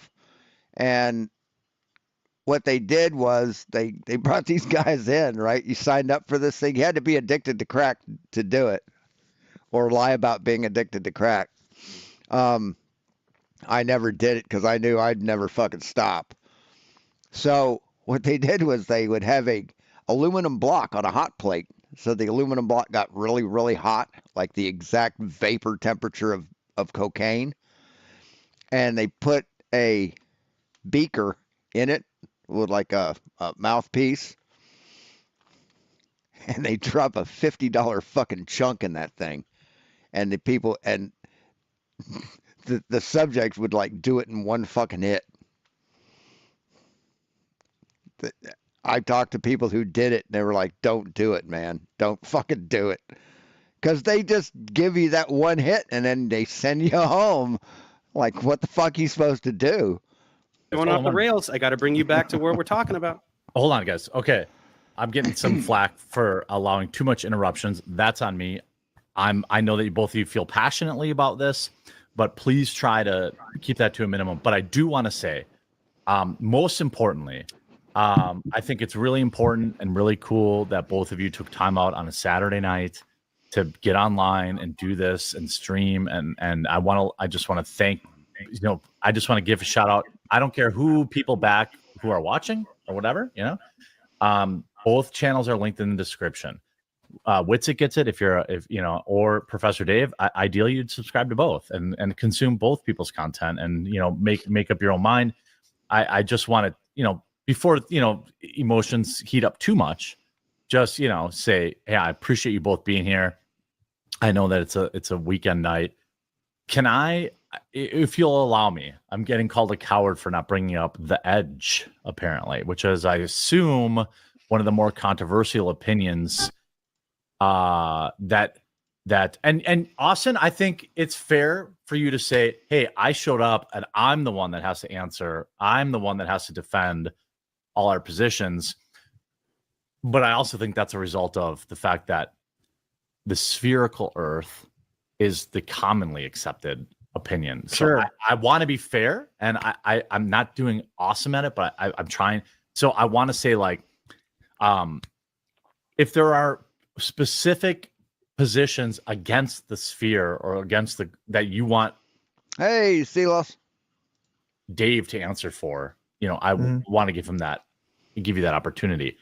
But one thing that is what I found fascinating today was the idea of the ice wall or Antarctica. There's a lot of craziness around that, because what I thought, just being unbiased, trying to be unbiased, but I guess being honest, that is very hard for me to believe.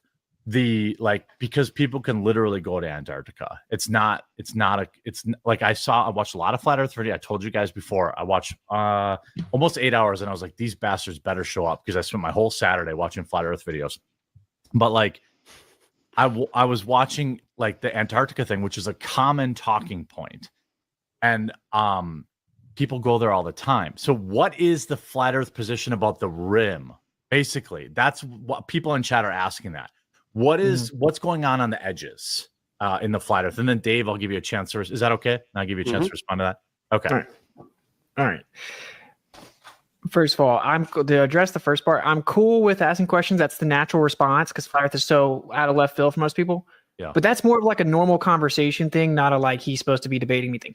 But it's all good. Okay. I'm pretty chill. I can let you guys just go at it too, if that's what you want. No, it's cool. I'm going to answer your question. Okay. This is the typically held position. You cannot freely and privately explore past the 60th south latitude. Okay. Found out that's wrong, didn't you? Found out that's wrong, right?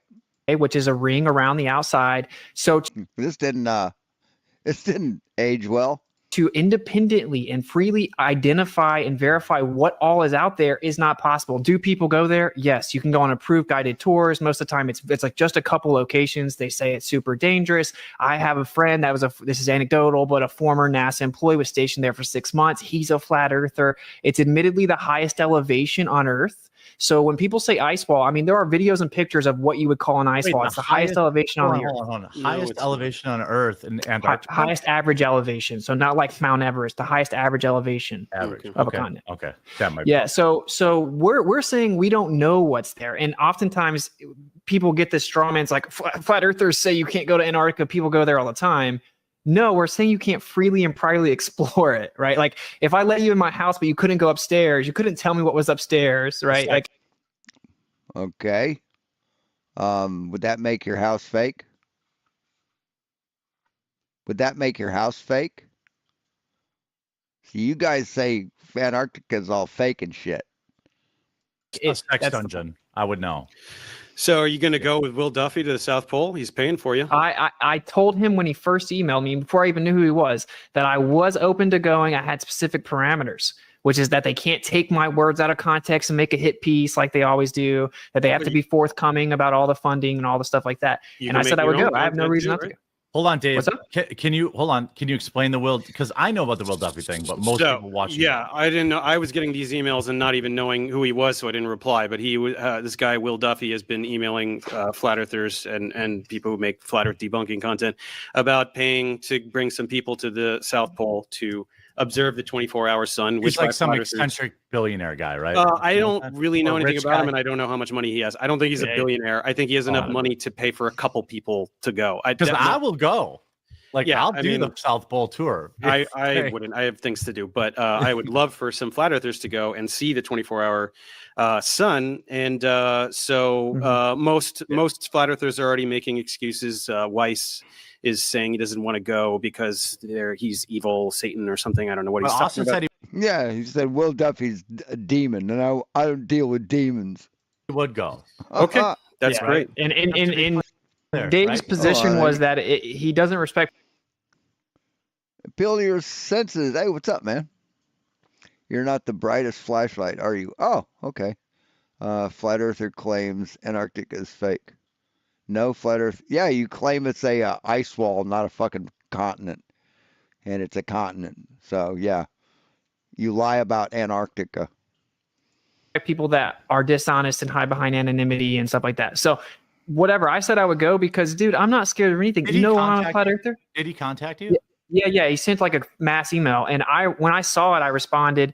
I said, dude, look, I'll go. It has to be transparent, honest. People have stolen money. They claim on their videos they're going to fly us. And then we contact them. They're like, I'm not going to actually fly you. That's just for my YouTube video. But he still has a GoFundMe up to make flat earthers look bad. So I said, if it's honest, I'll go. I'm not scared of the truth, dude. I'm a flat earther because you can go see mountains from hundreds of miles away consistently. It doesn't add up. The math. But you can't see the bottoms of those mountains consistently, Austin. You just can't. And some mountains you can only see on a shitty day. Doesn't add up. So anyway, and can I bring it back? I don't know how that's going to manifest, but as of now, it looks like it could be me and Jaron going with, I guess, Dave McKeegan or something. But well, I give you. And when we don't see the 24-hour sun, what are you going to have to see? So if you go, all right, right here and right now, you go, you see 24-hour sun, you come back, you make a video, because look, I saw this in Dave's video. I feel like I've saw you, and I have also. Everyone's been wrong. It's not like a big deal. I'm not saying you are. But I'm saying, what will it take? Like, if you go down there and you see 24-hour sunlight, you'll come back and say, "All right, cool. I'm cool. It's global. I'm a global guy now." What would it take if you went to the South Pole for you to change your mind? If I saw a 24-hour sun that does a 360 around me, like the Go predicts, I would readily admit that does. What's a 360 around me look like? Like the sun should just do a full circle around you and never set, just like it does in the north in the midnight sun. It should do the same thing in the south. What does it look like in Alaska? Guess what? When it's light for 24 hours there, it literally does. If you're far enough north, you can just see the sun do a full circle around you, which is what the flat Earth predicts as well. What's up, Dave? Do you have any issue with that? I don't know. I've never been there. No, great. I can't wait. I really hope they go, and then when they come back, that's the end of flat Earth because that will be it. And we Well, don't have let to me finish worry what I was saying. about anymore. Okay. Yes, It, go ahead. it would match the globe. I would step back and be like, whoa, I don't expect it to. So I would admit, yeah, that's weird. That matches the globe. That's not expected on the flat earth from my understanding, blah, blah, blah. I'd openly admit it. Hey, appeal to your senses. When you're sitting in traffic and you're looking down, like fucking with your phone or reading a book that you stopped reading before you got in your car, and the car on your left drives forward a little bit, what do you do? What do? You slam the brakes on, right? But your foot's already on the brake. You just push down harder because your senses told you that you're moving when you're not. So appeal to your senses? That's fucking horseshit. Our senses are shit, okay? That's why we need tools to function. Isn't that what you just did to me about the photograph? Or I was thinking of another explanation. What? No. You ever heard of a thing called an optical illusion? Yeah. Can a person change sizes just by moving to opposite corners of a room? No, but they look like they do because your senses are shit. No, I didn't even say that yet, but maybe. But a more definitive test actually is to charter a plane, fly far enough south, have multiple mechanical gyros spinning up that maintain rigidity in space. They should tip over as you go, and then it should flip over. So it should tip and flip based on the curvature of the Earth. No, it shouldn't tip and flip over.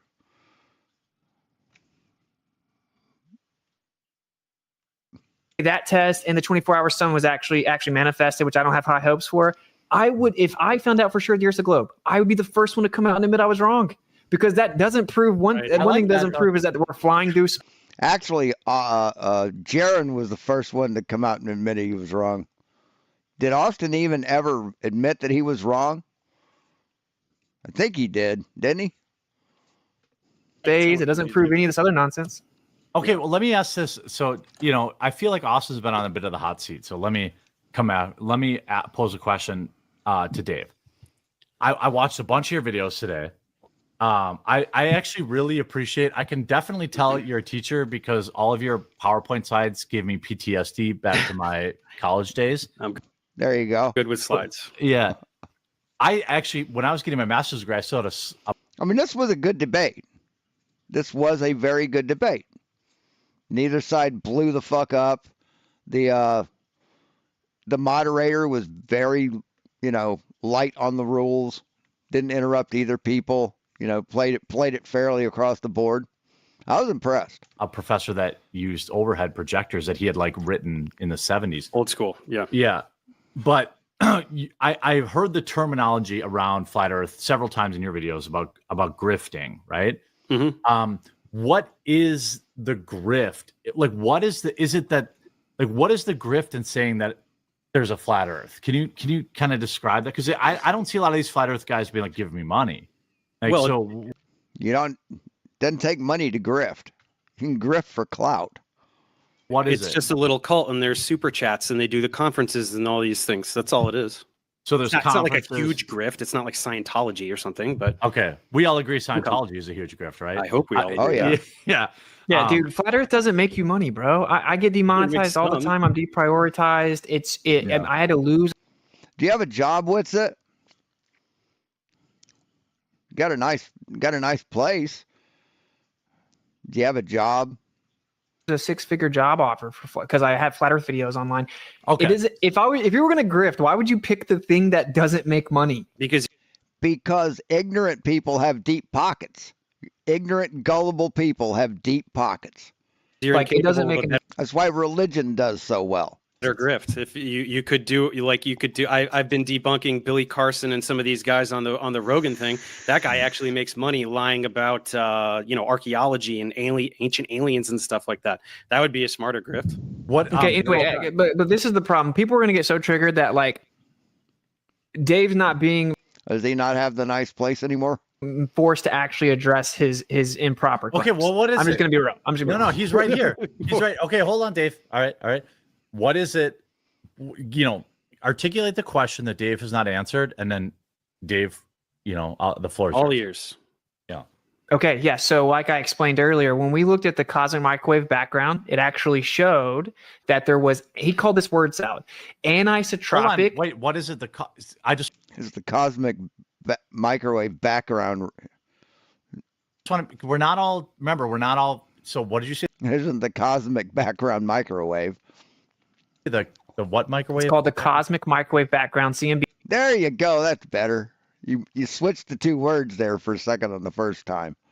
which is just you send something up high in the air and you read the electromagnetic radiation. You know, there's the visible spectrum of light, then there's the non-visible spectrum. It's pulling in all the data from the light that you can't see with your eyes. If Right, you've the ever CMB. researched flat Earth, you know this image, right? Dave's seen this. Probably, image. yeah. Most It people has nothing certainly. to do with flat Earth. I mean, this is cosmology. So is that homogeneous? Is that homogeneous? No, it's not. Hold on. Yeah, It's- but hold on, Dave. Hold on. Just let him. Yeah. Just let him. It's about It's Go about ahead. is the Earth moving or not? So in the current model that the Earth is flying around the sun, the universe, whatever, it's all the energy should be evenly distributed. That's called homogeneous, and it should be isotropic, meaning it has no preferred direction. Okay, Okay. but what they saw was that it was inhomogeneous and anisotropic, and actually Right. That's what they measured. See, your opinion of it doesn't fucking matter, man. the part that had a preferred direction intersected on the Earth. And they ended up calling it the axis of evil. And then what they saw was that this anisotropic inhomogeneous distribution of energy was actually on a 23.4 degree tilt, which was supposedly the Earth's tilt, but it was observed way beyond our quote unquote galaxy, which means it could not have been the Earth tilted. So it's a major problem. The CMB matched. So they're measuring it from the Earth that's tilted. So they'll see it tilted all the way out, Austin. Well, I don't know enough about this, so The geocentric No, model. wait. Okay, Austin. I'm just criticizing what he's saying on his face. On So the face. you're talking. Okay, so this image, right? The CMB model, right? You're saying, how does this? One thing again, I'm a layman, so I feel like I'm speaking for just regular people who are watching. What about this? So it's a 9-year. This is a 9-year probe, 9-year study. But it's all wrong, and you're right. Right, Austin? Because you heard some words from someone, probably that fucking bald-headed dickhead, Ken Wheeler. Should Dave talk about when it? Yeah, Ken Wheeler is his flurf daddy. His flurf daddy used to be Bob Nodell, but Bob passed. Comes to the sphere heads, so when you talk about the microwave, whatever, how does this relate to flat Earth? Is what my question. As a matter of fact, I'm the first debate Austin fucking ran away from. When he first started doing this shit back with Bob Nodell on Globebusters, I heard about him. I watched a couple of his videos, and I'm like, hey, I'd like to debate you. Let's have a debate, one-on-one. He's like, okay, sure, let's have a debate. Just tell me when. And I told him when. A couple of days later, and he's like, oh, I'm not going to debate you. You're evil. So I'm the first one that he ran away from. This is just about if the Earth And he's still fucking running. is geocentric or not. If the universe is geocentric.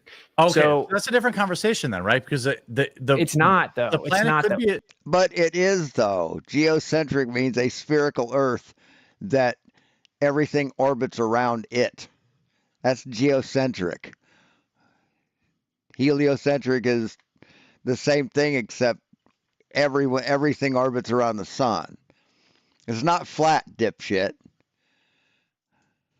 Yes, it is, because the planet could be a sphere but still be geocentric. It right? could be, yes, that's right. Okay, so it is But different. the point is that the mainstream model we were all inundated with was that the Earth is a spinning globe. So the alternative is that the Earth is stationary. You mean educated about, not inundated with. What the fuck are you talking about? We were educated about it. Plane. And what Okay. always happens is the people that believe in the spinning globe, they want to avoid the I mean, everybody. burden of proof for both of those things, curvature and motion. I've proven the flat Earth is false and that the globe Earth is true. I've proven both, dumb fuck. I'd show you in a debate, but you're a chicken shit coward. And if they think they can say what's an eclipse, then somehow they don't have to explain all the evidence that shows the Earth's not a spinning globe, and that is illogical. Austin, how do you explain eclipses? You brought it up. I didn't bring it up. So Well, I don't wrap know. this one up first. I mean, let's not jump topics here. okay, I'll shut up. You're right, Dave. Thanks for keeping me in line. Go Yeah. on. You can go whatever you want after this, but no, this is what Austin relies on. This is why he's so incapable of doing. But what does talking it about- supposedly prove? I'm sorry. So what does That the Earth's in the center of the universe. got it? Okay, Dave, respond. Okay, so no, it absolutely doesn't. Otherwise, cosmologists would all agree that Earth was at the center of the universe. Right? This is all freely available information that you're finding on Wikipedia. If this demonstrated what you're saying it does, that would be the consensus among people who study this for a living. It is not, and that doesn't do what you're saying. You're just saying it does. This is what you do, right? You need to talk about esoteric aspects of modern physics because your viewers don't understand what you're talking about, and they just believe you, instead of talking about very simple things, like which I want to keep bringing you back to. Why is it that people looking in different directions can all see the Southern Cross at the same time? Very simple, intuitive things. These are what we should be discussing. Sure. Okay. So hand wave dismissal, appeal to consensus, and It's not hand appeal wave. You're just appeal lying to about what authority. it says. You're just See, he just throws out terms. Just throws out terms because he's not doing this for Dave or the quartering. He's doing it for his ignorant fans and just saying, look, I'm smart. I use big words. Fallacy, fallacy, fallacy, fallacy. Look how smart I am. lying about. Look at this stuff that is completely wrong, but you'll never look up to prove me wrong on it. Check this out. Big word, big word, big word. What it says. You said if it said what I said, all the experts would agree. The Yes, consensus but is also it that there doesn't is say no that. the consensus The is that CMB there's is homogenous. The CMB is homogenous. This is common knowledge. the consensus is that there's no legitimate explanation that's agreed upon for it. And it was originally rejected and then redone and showed the same unexpected result and then done again and shown the same unexpected results. That's the actual truth. There isn't a legitimate consensus answer from your paradigm. Doesn't matter.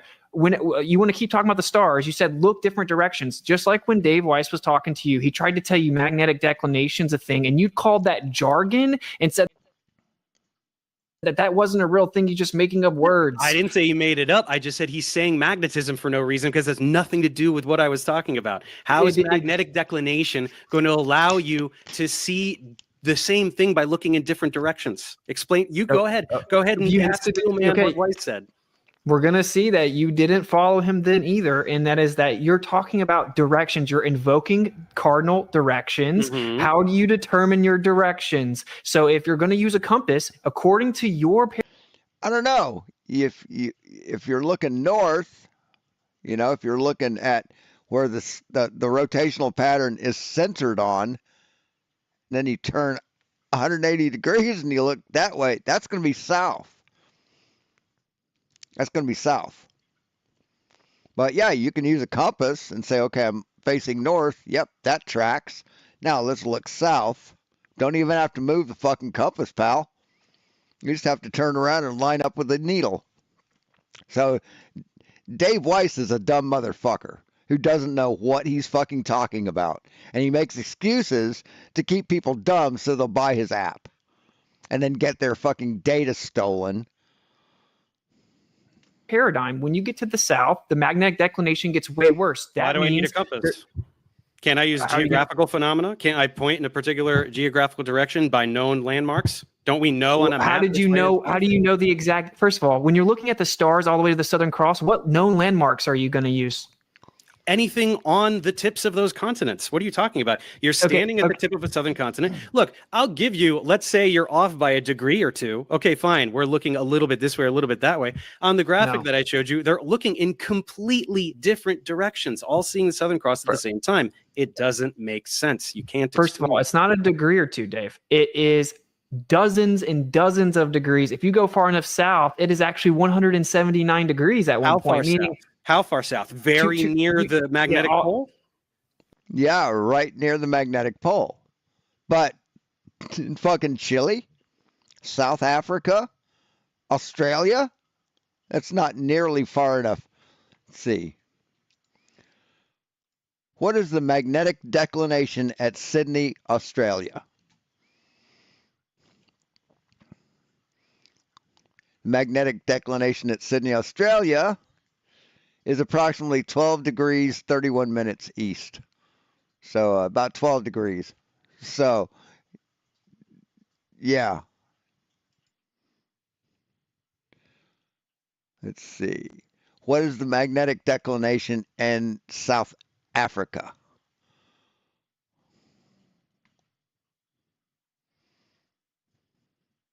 -23 degrees 36 minutes. So it's not. Cape Town is -1897. So it's not quite. It's not 60 degrees, dumb fuck. Or no, that'd be what, 1/3, 120 degrees. It's not 120 degrees, nowhere even fucking close to it. But if you're standing on the land and you see where the center of rotation is, that's south. That's the geographical south. Yeah, in your paradigm, which your magnetic pole's in the ocean. But the point is dude, if you're gonna say I'm looking south for sure, you're relying on magnetic declination corrections. Okay, but that's the point Dave was making. You hand wave. No, you rely on your compass to point you in the right direction. But if you're looking at the rotational center of the stars, you're using geographical south. Don't worry about the magnetic declination. It's irrelevant. Wave dismissed it, and it's just a fact. I can go outside of my house and look north without looking at a compass because I know which way north is on a map. Do you use a compass every day to orient yourself, or do you just know which way the cardinal directions are? Yeah, good point. Yeah, but in the north, Yeah, but we have a Polaris to go off of, right? Yeah, we no. have like on a map, on a street, walking around the street, you've got a grid of streets. You know which way is north. Do you need a compass? So I'm pretty sure if you go to Sao Paulo, the furthest town south of in South America, I'm pretty sure the people there could say, okay, that's directly south. Pretty sure someone in town could tell you which way is south. To do that? Pretty sure you could look on a map and you can line up the streets with the compass rose. Well, actually, if you use the It's just another excuse. compass, it will show you different directions over time. I'm asking you, how do you verify south? Use geography. Dude, how did you verify? It'll show you different directions over time. So it's within a day, dipshit.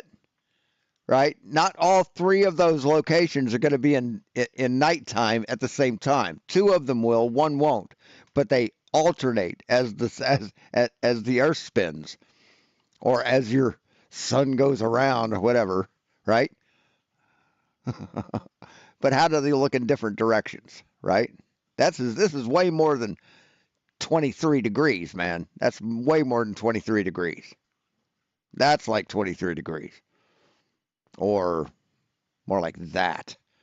So how are they looking at different directions within 24 hours of each other?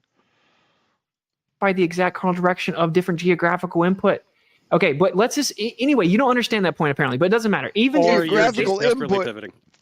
No, dude. You said that it wasn't a real thing, and now you think it wasn't a real thing. I said you're just just bringing up magnetism for no reason because you think that's going to save you. It's almost verbatim what I said. How else? You're saying the only other way to verify it is to look at geography. Dude, okay, you're pretending that if I'm looking at what I know is south on a map, that I could somehow be pointing basically north or near north. Is that really how much of it's just distortion you think is physically possible when you're just using a map to look south? You don't just use. Okay, I'm trying to explain to you that in your paradigm, in the South, the magnetic declination gets crazy. In theory, could that be true? Sure. Where does it get crazy? How close to the magnetic pole do you have to get in order for it to get crazy? How close? Wherever you're viewing the Southern Cross from is far enough south that the magnetic declination is a significant factor. Is it though? Because it's not really that close to the magnetic pole. No, but it can still be 40, 50 degrees magnetic declination in your paradigm. No. Yes, you can go to magnetic. No. It's about 23, 18 to 23. Sorry. Let's see, I did South Africa. What is the magnetic declination in Sao Paulo? In Sao Paulo, it is 21.5. So no, it's not. Couldn't be 50, dumb fuck. Couldn't be 50. magnetic-declination.com and look it up. The other thing is there's something called an azimuthal grid. So we actually see the world in a little azimuth grid. That's how. No, we don't. We don't see. Each person doesn't have their own azimuthal grid, you dumb fuck. That's another excuse that Dave fucking Weiss came up with. Your personal observation dome is fucking horseshit, Austin. See, all you do is you bring bullshit that can't be scientifically confirmed, can't be investigated, can't be fucking proven. You just come up with this shit and you never prove anything. You say, well, prove me wrong. how we measure it, right? You have the burden of proof. That's how we measure the stars. We take our zenith and then we take elevation measurements down to our azimuth. So it gives you a little dome. Now, when you actually run this through a software, you will see that if you had a bunch of stars circling over top of you and you had this little limit of vision that was a dome, you'll actually see the stars appear to converge at a point where they're actually not converging and circle around that point. No, that's not how shit works, man. Oh my God.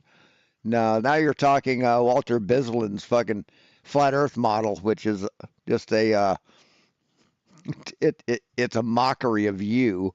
We have replicated it, so we actually expect it. The problem is we need to verify the exact coronal. No, you haven't replicated it, dipshit. You haven't. You looked at like Steve Alonso's bullshit or Walter Bislin's fucking flat Earth model trap, and you fell for it. That's how you verified it. Someone did some fucked up math that doesn't match any real world physics, and you fucking fell for it. Congratulations, dipshit. You're a gullible chump.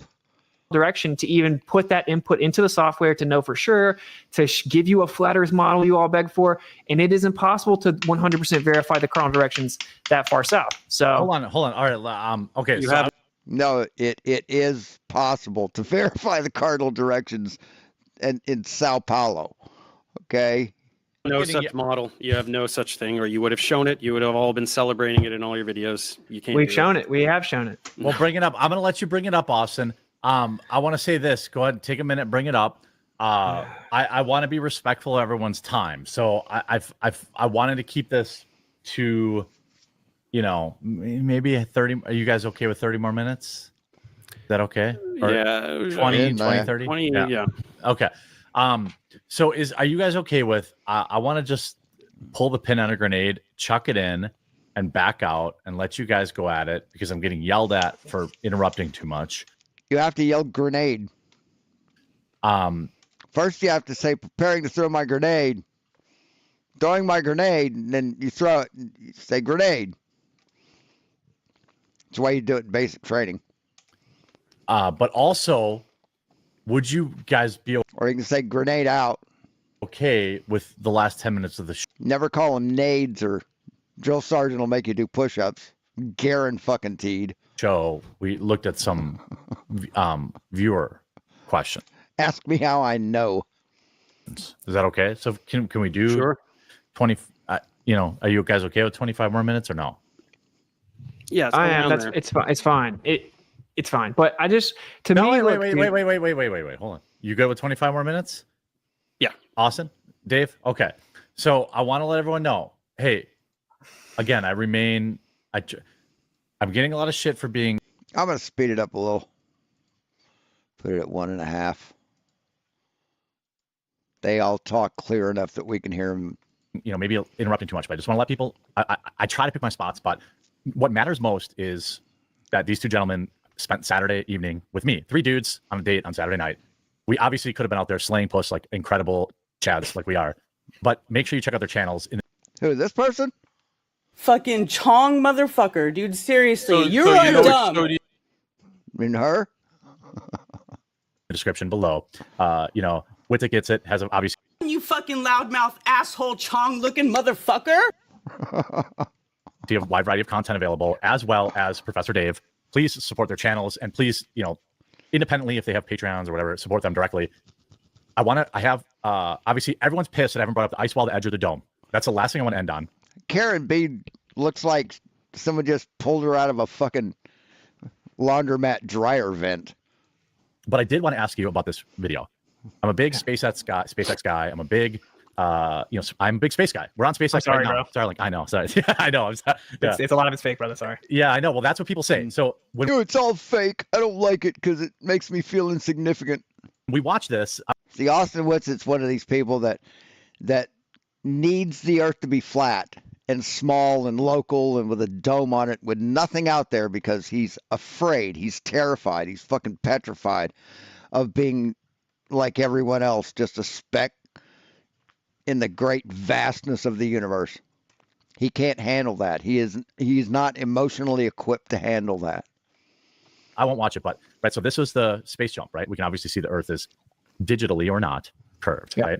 This guy, jumps out. This is when I think flat Earth. I've actually, because I watched this video like in real time because I'm a space dork.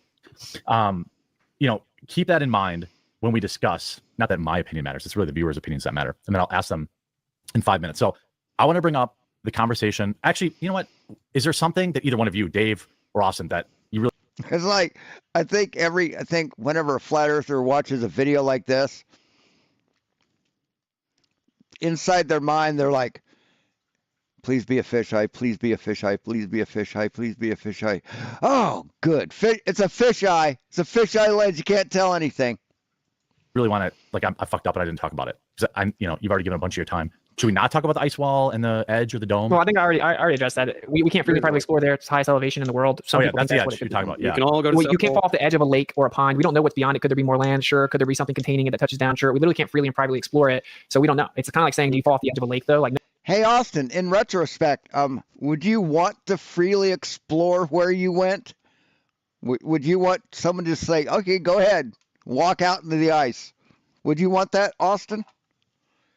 Would you want to walk everywhere just on your own, all alone, without any help? Probably not, right? No, and it would serve as the shore. Make sure you go to the South Pole with Will. Make sure you get over there. I'm in. It's like you can't freely explore a fucking women's room. Our library's fake? Huh? You can't freely explore shit in your own fucking town, man. What the fuck are you talking about? That doesn't make a place fake. That doesn't mean you can't go there, right? Can you freely explore someone's private office in a bank? No, but you can go there and fucking deposit your money and write a check, right? Fucking morons. So Can we address the Felix thing though, since you brought it up? Go ahead. Okay, so He's talking about the divert, right? The Felix. Yeah. Mm-hmm. Yeah. So it looks like the Earth is a ball, obviously, an extremely small ball. He's in low Earth orbit here. He's not. No, he's not. He's 180,000 feet up, so that's actually very low. And this was sponsored. This was sponsored by GoPro. So this is a GoPro fisheye lens. If you look at the video, the angle from inside the cockpit, or whatever you want to call it, you can actually see the horizon's flat. So Neil deGrasse Tyson himself came out and addressed this idea that like people think that Felix was so. You see like this much. You see like this much of the Earth through that door. High that he could see the curvature of the Earth. That's from the cockpit. That doesn't look flat. No, that's not. That's from outside. Still using the GoPro. Well, that's now, exaggerated. You can admit that is exaggerated curvature. Yeah. It's on the curvature's still there. Yeah, it's on a squish. Well, you say that, okay, but according to even Neil deGrasse Tyson, you would never see the curvature of the Earth from that high because you'd only be 2 millimeters above a typical blown up beach ball, or whatever. But what about that? The point that's important. Hey, I wonder what else Neil deGrasse Tyson's ever said, like that the Earth isn't flat. Has he ever said that it's not flat, that it's actually an oblate spheroid? Has he ever said that? Has he ever said that space is real? That we went to Mars?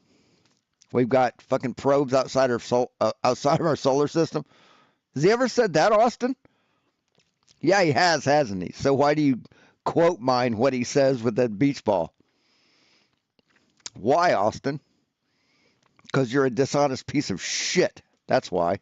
Here is I've heard Dave say, and I don't watch this, I'll be honest with you, bro, but like I listened to a few minutes of it earlier. I heard you say something. You should watch your debunkers, dude. That's almost. No, I watched some of his older stuff. Okay, It's all the same stuff, bro. But anyway, so this is the problem. That's obliterating your position.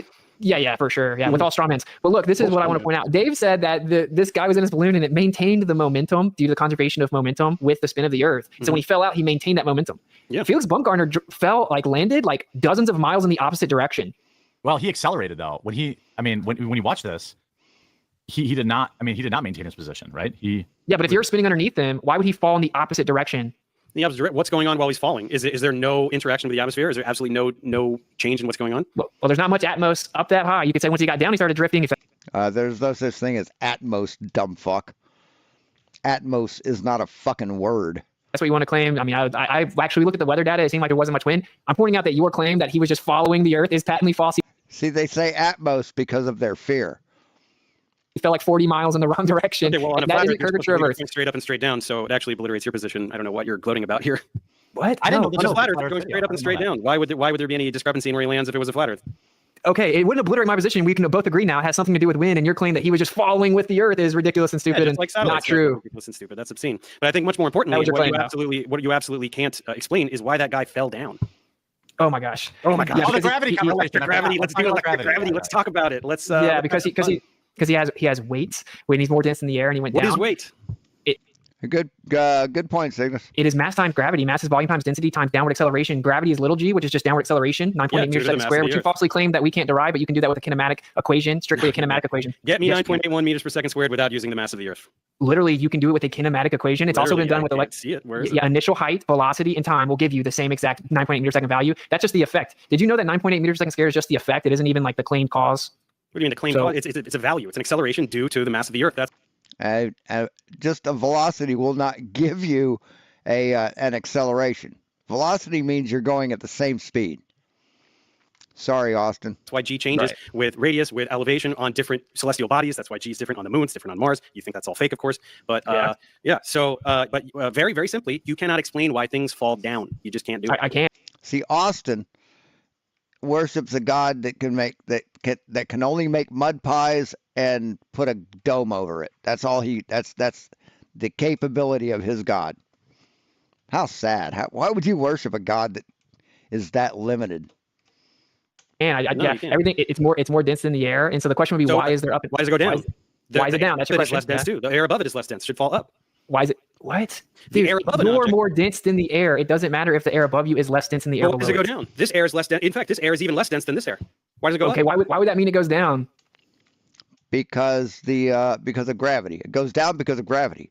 But nature seeks the path of least resistance. That's why rivers meander.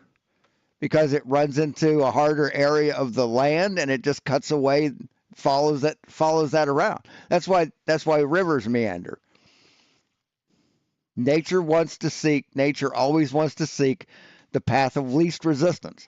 And the path of least resistance with that pen is the air above it. What do you mean? Because the mass of the Earth is the reason things fall down. Dude. Yeah, mass divided by volume equals a direction. Yeah. Helium. Why does helium rise? Because it's less dense than air. There you go. It's less dense than the. I mean, there you go. It's less dense because of gravity. Okay. It has less influence of gravity over it. But he pulls the air down more than the helium. That's what you think. The beach ball goes up in the air, in the water. You're just reifying your belief, and this is what's even funnier. Reify. No, he is citing physics, dipshit. What do you don't know what the word reify means? How's it reification? I'm not doing anything abstract and turning it. Yeah, because you have a concept of gravity in your mind, and you're attributing concreteness to it, and just assuming it's true by treating the concept as if it's actual. Because I know that it's exclusively an effect based on mass and not electromagnetism, as you pretend. You absolutely cannot use electromagnetism to explain anything that gravity explains. I've never said electromagnetism. There's a downward electric current. Yes, you have. Yes, you have. You most certainly have, dumb fuck. You liar. On the Earth is actually another falsification of the globe. We have a uniform. We're not part of the same thing. What do you mean, not electromagnetism? We have a vertical electric field on the Earth, and it has 100 volt per meter increase. It's equipotential increase. It's a vertical electric field. It's a vertical electric field, and it's uniform. And so we have 100 volts per meter. Now that's impossible. That's impossible. It's not. Does it increase 100 volts per meter? No, it dissipates with elevation, which is why Felix can't be falling down due to electromagnetism. Does it increase 100 volts per meter for like 100 meters? No. No, your model claims it's like 50 miles. Okay, look, even if whatever you're so wrong about everything. Why doesn't anything fall up? Austin, why doesn't anything fall up? I Electromagnetism is both attractive and repulsive, right? So some things are attracted to the Earth. Why isn't anything repelled from the Earth? Why doesn't it fall up to the other Gaussian surface or whatever you want to talk about? Why isn't In a scenario where you have a Gaussian surface, you don't have two Gaussian surfaces. That's not how it works. It has to be connected all the way around. So Austin doesn't know what the fuck he's talking about with that. He just heard Ken Wheeler say Gaussian surfaces, and they show it when they do a little drawing of it. It shows a surface here and a surface here, right? The ground and the air. No, dude, that's not how it works. Well, okay. So first of all, so radial distribution of a sphere would not allow you to have equipotential parallel surfaces that are 100 volts per meter. Why does No, I'm finishing my point. Then I'm just letting the audience hear the conclusion of the point. Let him answer. So that's the conclusion of the point that Dave previously avoided, which is that radial distribution of a sphere could not replicate what we have on the Earth. But you said, why don't things go up? You mentioned my middle school experiment, whatever you called it, right, where I actually made something lift, and I did it with iron filings. I did it with multiple different materials, even insulation. Yeah, I can do it with a comb and paper and shreds of paper, but I can't do it with a book. I can't do it with this thing or this thing. But if you're talking about the potential to pull something down at an incredibly fast speed, should be able to push it up at the exact same speed, right? Insulators. So you said that doesn't count, and I can't make big. I mean, your electromagnetism fucking pulls huge objects down. Affects huge fucking objects. Why can't it make teeny ones go up like this thing or this thing? Why can you only do like that? Why are you limited to like shit like that? Do it with little lead shot. Do that, Austin. Make lead shot levitate. Objects. Yeah, Okay. Hey, Did look, you know that physics the scales? bigger an object is, the more charged particles there are in it, right? So the effect should be greater. Why can't you do it with a rock or a person? Why don't we see anything fall up ever? Because you would have to increase the amount of, say, electrostatics you introduce proportionate to its weight, which is, again, mass, which is volume times density relative to the pressure mediation of the atlas. Wait. My question is, Yum. Dude, what did I say that was words out? All of it. You're just saying words. Of it. I'm asking you. You're just saying words. In a field, particles of opposite charges are accelerated in opposite directions, right? So why can't you make anything fall up? Why doesn't anything on the Earth fall up? It's a very simple question. I'm trying to explain it. A lot of people fail up. I'm just saying. Fail. Yeah. I'm trying to make it. It's really a simple concept. So when you have, it's really a simple concept. He just says that because he can't explain it. And he just said, "Oh, it's just a simple concept." So his viewers will say, "Oh, well, if it's simple, you didn't have to explain it. Fuck, it's simple." What a clown. something that has weight, that's volume times density. Okay, that's mass, and then volume times density times acceleration. Little g is just downward acceleration, just an effect. Right, because of gravity. G is gravity. It's a measured downward acceleration because of mass attracting mass, dumb fuck. So whenever that's the case, that pressure mediates acceleration due to gravity. That's what you guys believe. That's what he thinks. Right, that's what little g stands for. Gravity.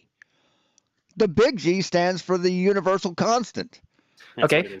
Little g is just the effect. It isn't exclusive to any belief. Okay. Well, everyone keeps invoking little g as if it's proof of, I guess, the bending and warping of space and time or whatever. We don't even have to go with electricity. Or, I know you can't go that route. Trust me. We know. No, you can't. Relativity is one of the most corroborated theories in the history of science, but it doesn't matter. No, you can just use Newton. Well, it is. It was falsified in 1933. Fritz Zwicky was off by 9%. Definitely, it was never Let falsified. me ask this question, dude. It's a simple question. You said that my experiment doesn't do anything.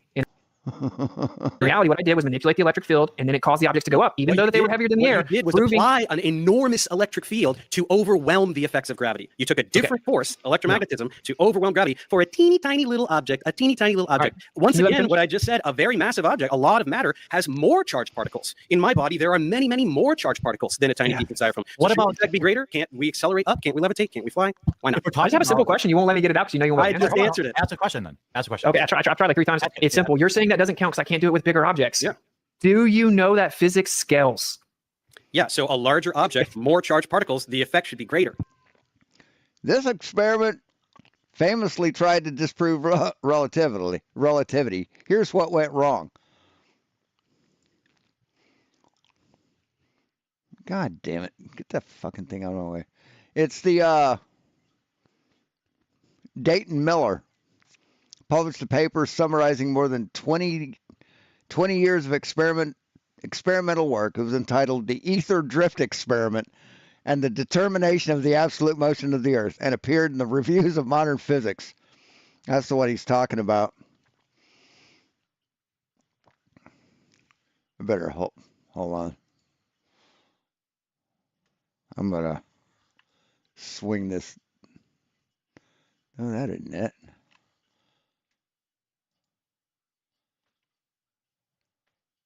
Yeah, in case there's like some bad ads.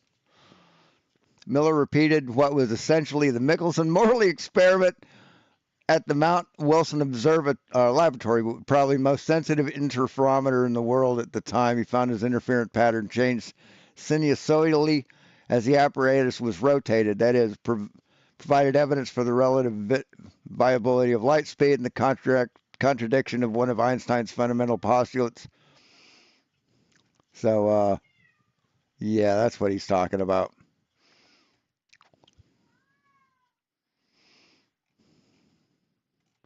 But anyway, here I'll put this in the chat.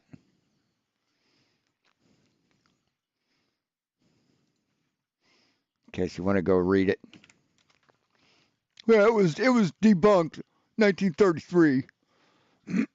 Why doesn't So you agree though that if I do the same principle on a bigger scale, if I increase the force proportionate to the object, I would be able to make things go up. And your claim that you can't do it with bigger objects is completely ridiculous. You would be countering gravity. You would be countering gravity. I'm talking about gravity again.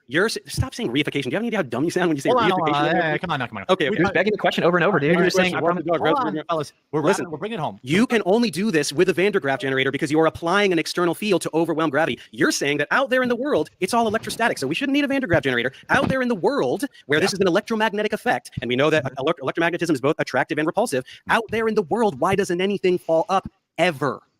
Okay, first of all, depending on the environment, say like your hair will stick up during thunderstorms. Bumblebees literally do something called non-contact pollen detachment. They fly over top. No, they don't. No, they don't. They always have to come in contact with the pollen. I already looked that up. I already debunked you on that, man. Top of the flowers and the pollen levitates. Literally, there is naturally occurring phenomena that's based on the electric field of the earth. You're saying we're adding an external force? No, we're manipulating the force that's already. Let me finish. We're manipulating the force that's already there. I didn't add anything. Everything that exists is electrostatic, right? Which on the small scale is 10 to 36 power stronger than your belief in gravity. And all molecular and intermolecular attractive forces are electrostatic. That means all objects that exist are held together by that. So you're acting like I'm. Yeah, that's straight out of Ken Wheeler. Adding something that wasn't there. No, I'm just manipulating what was there. Now you do the same thing with your belief in gravity. Isolate gravity and prove it's true. Yeah, things only fall down. That's it. Well, I'm asking you why things don't fall up. All you're doing is citing. Right. And we have the Cavendish experiment, which isolates gravity in a horizontal orientation, removes it from its downward acceleration and turns it sideways. And guess what it finds? That mass attracts mass. Oh, a bumblebee does something. These are all teeny tiny objects where electrostatics can overwhelm the effect of gravity. Why doesn't a rock fall up, or a person, or a car, or anything ever? Let me ask this. Because the pressure mediated by the density relationship in the wake makes it go down. It's pretty simple. Okay. I feel like you both. Those sure were words. Okay, so dude, that's pretty bad look. Well, hold on. It is a bad look for you. All right, hold on, gentlemen. What I want to say is that you both have been extremely well behaved and entertaining, and I want to let the viewers, of which there are many thousands, get in for a few minutes. But do I dare bring up Cavendish? Do I dare bring up, because that is a point of contention? But see, that's not an experiment, because the Cavendish, it was built by a person, and that can't be natural science because a man built it. Right, that matter attracts matter. Right, that disproves gravity. Right, like I'm a very large fat man, very attractive young, but not young. Why did I say young? That's creepy. Very attractive thin women are often attracted to me. But let's actually not go down that. You're a living Cavendish. he's a walking, talking Cavendish experiment. Awesome. Let's not go down that road. It's probably too complicated. I want to let people. Yeah, because everything's electrostatic. It's way stronger than gravity's claimed to be. Yeah, but they shield for If electrostatics. you have a lot of questions like that, it's like, we can have a conversation in the future, man, whether it's streamed or not. It's maybe down the rabbit hole too far. I just want this is the only thing that I really want to know, Dave, before we move on, bro. Like, right, go ahead, you said you didn't think the numbers were correct, whatever, you dismissed it. Then you said maybe there's some type of atmospheric effect. Do you agree, though, that refraction is the bending of light, which means that a silhouette can't be refracted because it is the absence of light? What? Can a silhouette be refracted? If you're seeing something, there's light traveling to your eyes. So a silhouette uses light that can be refracted. So yes, the silhouette can be refracted because the silhouette is the border between the light and the absence of light. So, yeah, it can be refracted. Absolutely. Sure, but there's the gonna be mountains, refraction there. the mountain should be below the curve of the Earth, right? But we're seeing the silhouette once it gets backlit, which means you need a line of sight to the physical object blocking the light. I don't know, man. Right. The physical object can be lower due to refraction. What the fuck are you talking about? Yeah, so we you're talked about doing. it. Oh, I saw a thing. Therefore, everything we know about physics and science in general is wrong. It's just not going to fly. Dave concedes defeat. You heard it here first. Okay, He's conceded the Earth is flat. Everybody knows now. Dave conceded. It's so easy to go against flat Earth. Yep. That's a good explanation for his major tactic. Well, I saw a thing, so everything is wrong. I saw a thing that doesn't explain one thing, so everything is wrong. So just dismiss all the uncomfortable evidence and ask about it's not things. uncomfortable evidence. You just make up bullshit. Like ask about random things that we were taught when we were 5. Like, well, then how does this work? And like, whatever. I mean, I it's ask very how it simple works. things like why does the night sky rotate in opposite directions in opposite hemispheres? You have yet to answer that. You have Answered yet it to directly. Okay, go ahead. Repeat that. If you look a different way, it'll rotate a different way. That's No, just odd I said first of all, it's Yes, you said if you look at a different way, it rotates in a different way, and something about magnetic declination. you have to verify cardinal direction, which when we go to the south, we actually use emits magnetic. No, you don't have to verify cardinal direction, man. You just have to look at it go the direction that it's going. You don't have to verify cardinal direction, stupid. You have to explain why on a flat earth something that's impossible to happen happens in real life. Magnetic declination corrections, which could be skewing where you think you're viewing. That's just a celestial pole. just a fact. Looking at the celestial pole with your eyeball. Let it finish. Just a fact. And He's then, scalping. It's just word salad. He's just saying words to deflect. dude, stop using the term word salad. You don't know what it means. It means you're just saying words that aren't saying anything, which is what you're doing. That's what it means, and that's what you do.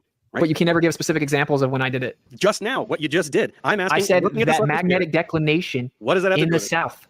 What? What does it have to do with what I'm asking you?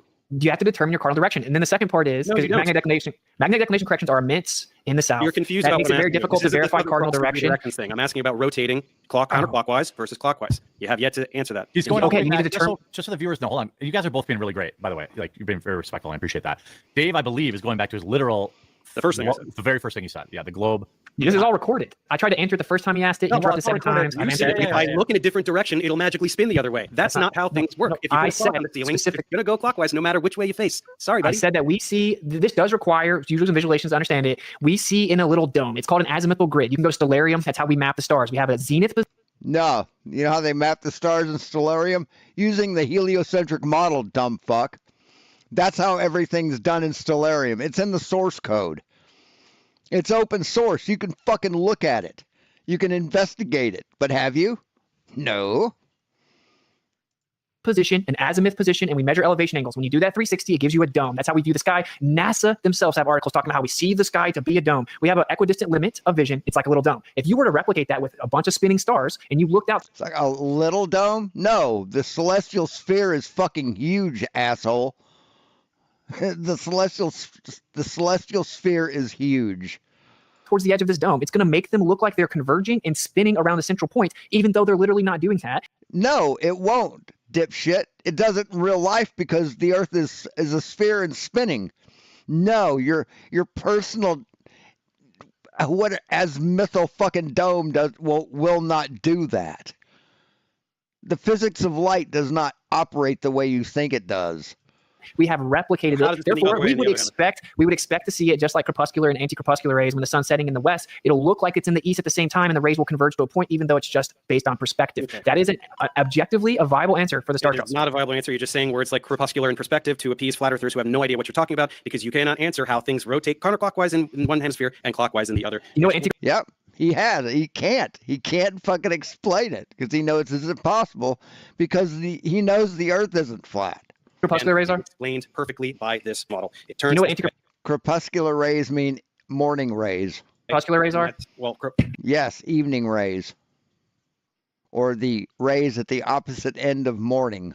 That's what crepuscular and anti-crepuscular mean. what? Tell me what they are. Go ahead. So you call it word salad, but it's just that you don't understand the terms. It doesn't Okay, matter, so- but you're just taking. So you said, what is it? Say what it is. Explain what it is, Austin. It's a jumble of words. It's not that each word doesn't mean something. It's not. It's like flat earthers think crepuscular means diverging, and it doesn't. It means morning. Crepuscular it means in the morning.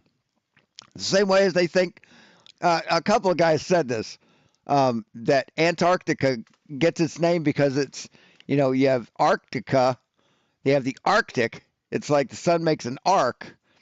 So in Antarctica, it makes the opposite, the anti-arc. That's what they fucking think. And that's not what Arctic and Antarctic means.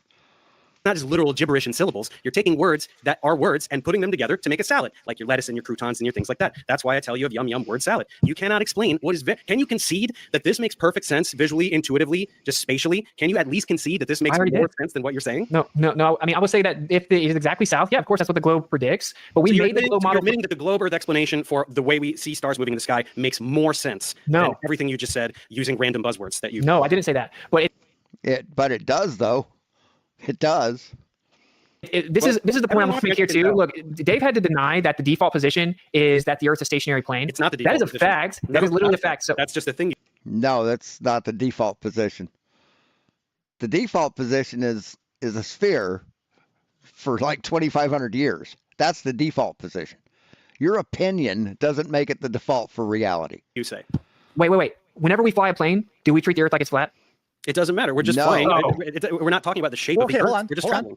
If that's true, hold on, Austin. If that's true, as the debunkers post out. No, we fly level. That's what we do. We don't care if it's flat or a sphere. We fly level. Point out, when you fly on the southern hemisphere, or why do planes take direct routes as opposed to following the flat Earth map? Because it takes the same time to fly from Australia. I think that, what is the example you used, Dave? Sydney to Santiago, over the Pacific Ocean. Yeah, let's do this one because we didn't get to it. It's always obfuscation away from the point that the actual physical flying of the plane requires a flat stationary. So he asked the question. I was going with him. I just think it's funny. I just think it's funny. All right. Okay, but yeah, I know all the debunks. They're not debunks. I'm going to be sitting in the chair right now. They are. You can't explain that. No, you are sitting in that chair because you ignore the debunks. You think you know more than everyone, and you're a grifter. If you're not sitting in that chair, you ain't making money, motherfucker. Okay, I'll just go ahead and explain it. So if you say you fly from Sydney to Santiago, one direction actually takes significantly longer than the other return flight. How much? It doesn't, though. It doesn't. It objectively does. Headwinds back way. It's like 30 minutes. That's all. No, there are flights that are up to 3-hour difference. So okay, that's a fact. Now, everyone can verify everything I'm saying, and you can go to 24-hour flight radar and look at the data. You can go to 24-hour flight radar, look at the data. What you'll see is it says the plane's going, say, 550 miles per hour, right? On the globe, obviously, you just have a similar distance both ways. But if the time is different, they're obviously not going the same speed. So what that proves, right? Because speed equals distance over time. So what that proves is that the data we're being given about how fast that plane goes is wrong. You can Google plane goes 800 miles per hour, and there will be articles talking about planes catching jet streams. You're going to need wait. 1,000 miles an hour. Okay, but planes can't. No, you don't.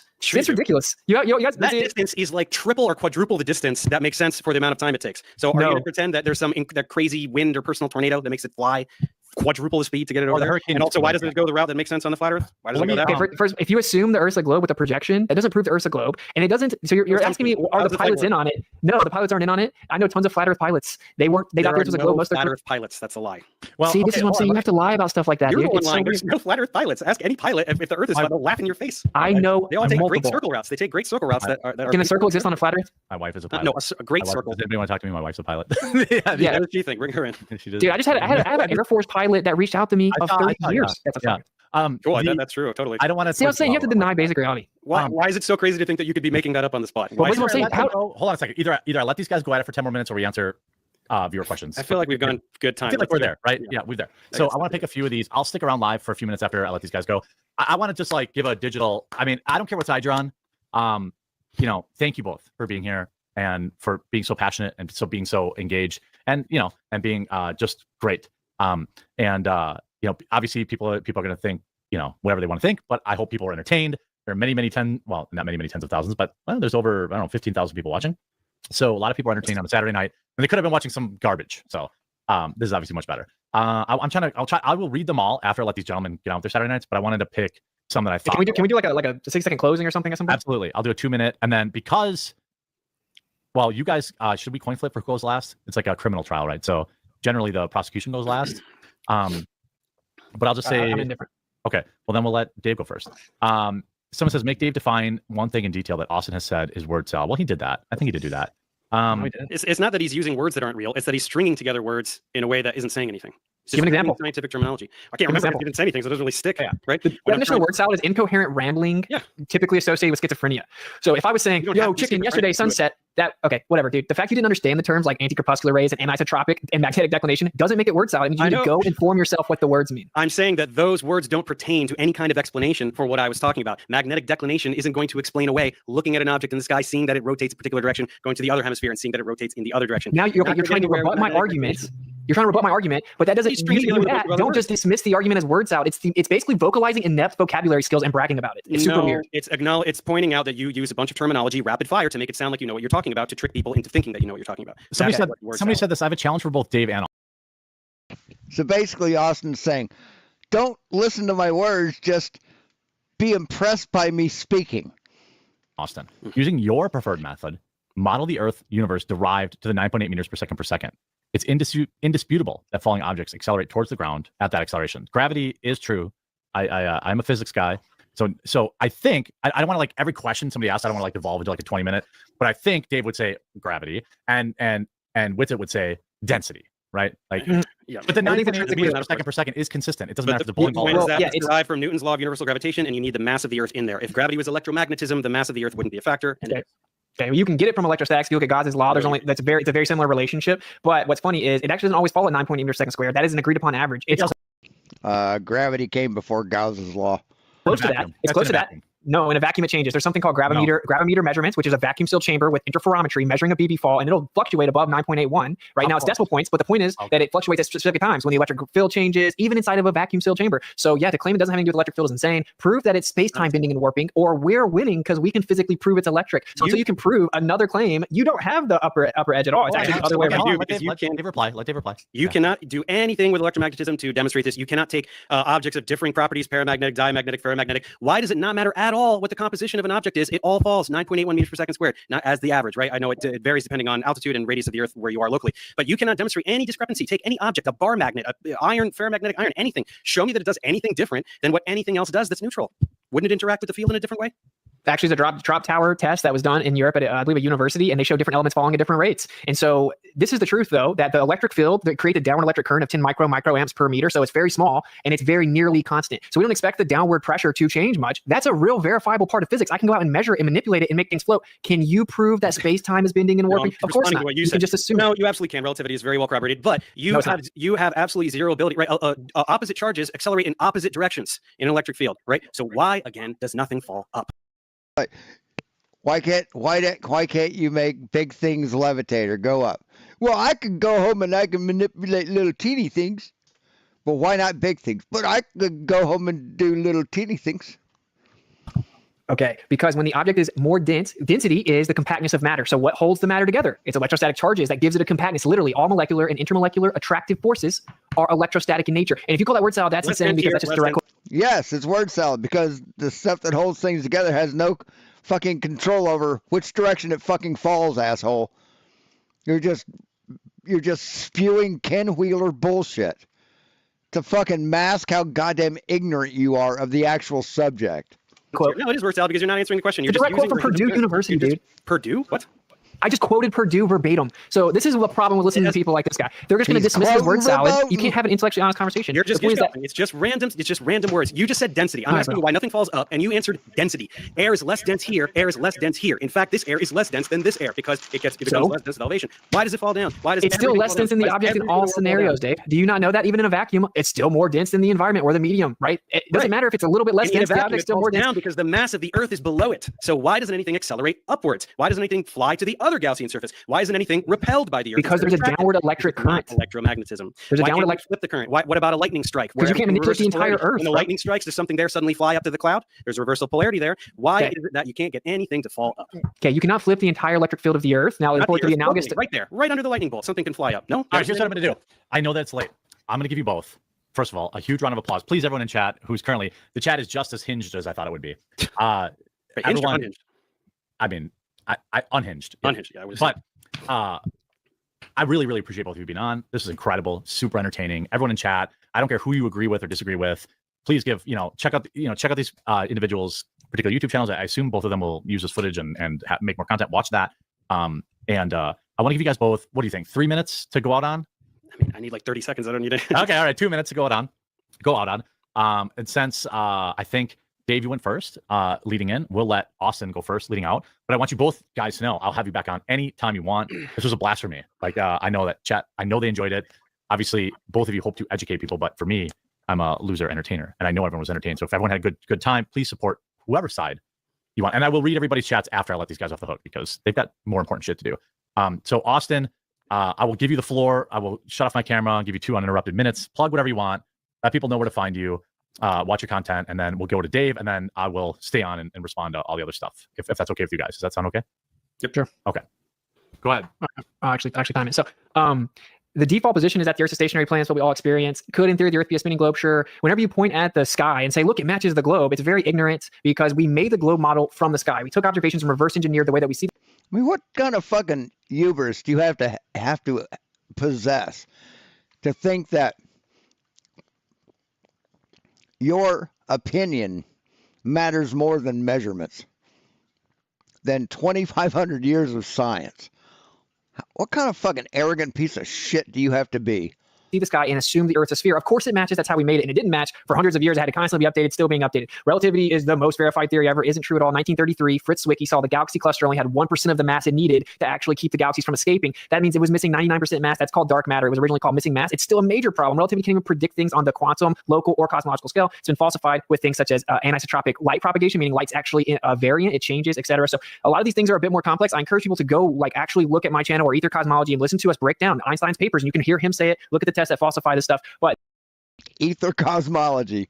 This is the part that's very important. Falsifications independent of replacement. We were all told that the Earth's a spinning globe. It's very easy to mock and ridicule people that are much more informed to diligently research and actually go out and do tests in real life than actually look into it for yourself. I get it. But just calling them names, appealing to consensus, whatever, doesn't matter. This is a crazy conversation. And actually what we have proven for step 1 is that the Earth is stationary. And that's been done with interferometry. And so even Einstein admitted that if the interferometry measurements were correct, that his entire theory is wrong and the Earth is stationary, effectively being the implication. We have verified that He was speaking specifically about Michelson-Morley. Einstein knew the Earth wasn't fucking stationary, liar. interferometry changes with altitude, periodicity, etc. Long story short, it has been proven that the Earth is stationary. It is therefore the center of the No, it hasn't been proven the Earth is stationary, dipshit. universe. All observations ever show that the globe claims everything. It was measured rotating by Bob Nodell twice. Is actually an illusion. It just looks like the Earth's in the center. It looks like the Earth is flat, but it's really not. Everything is just an illusion. So I encourage you to inform yourself about it because, you can't really be confident in your position until you actually know what your position is. And the vast majority of people don't even understand the globe model. Oh, so all the scientists don't even understand the globe model, but Witsit does. He understands it perfectly, It's totally fucking obvious the way he explained why there's counter-rotating stars. So they actually don't know what they believe in. So that's really the only reason I do this is to encourage people to at least inform themselves about what they believe before they're so confident in it.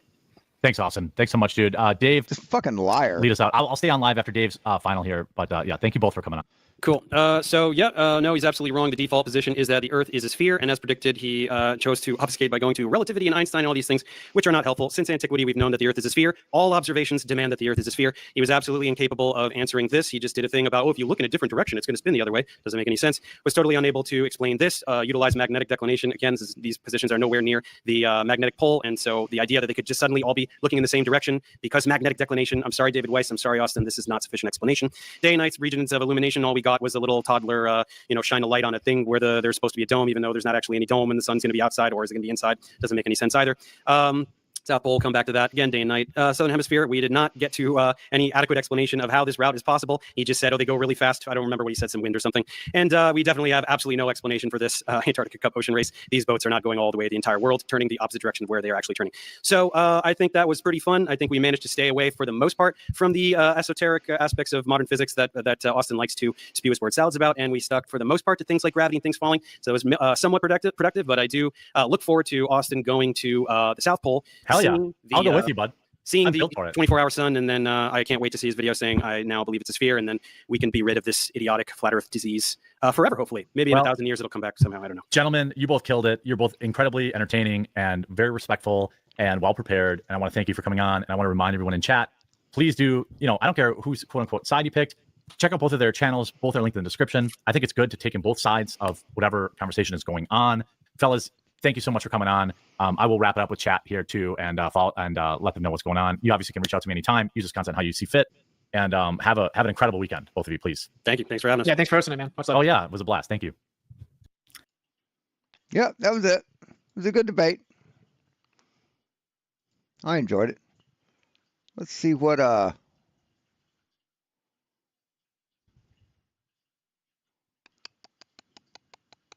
oh, it won't be in here because this is Dave's. This isn't his channel. Anyway, oh wait, hold on. You should also be on Rumble.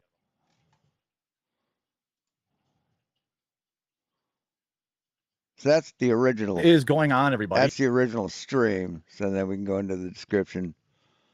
Let's see what Witsit's up to. I haven't been on his channel like forever.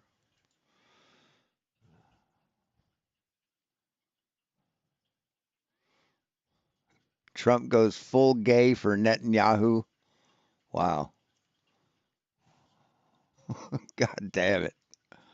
Holy shit. Plane crash psyop. I mean, look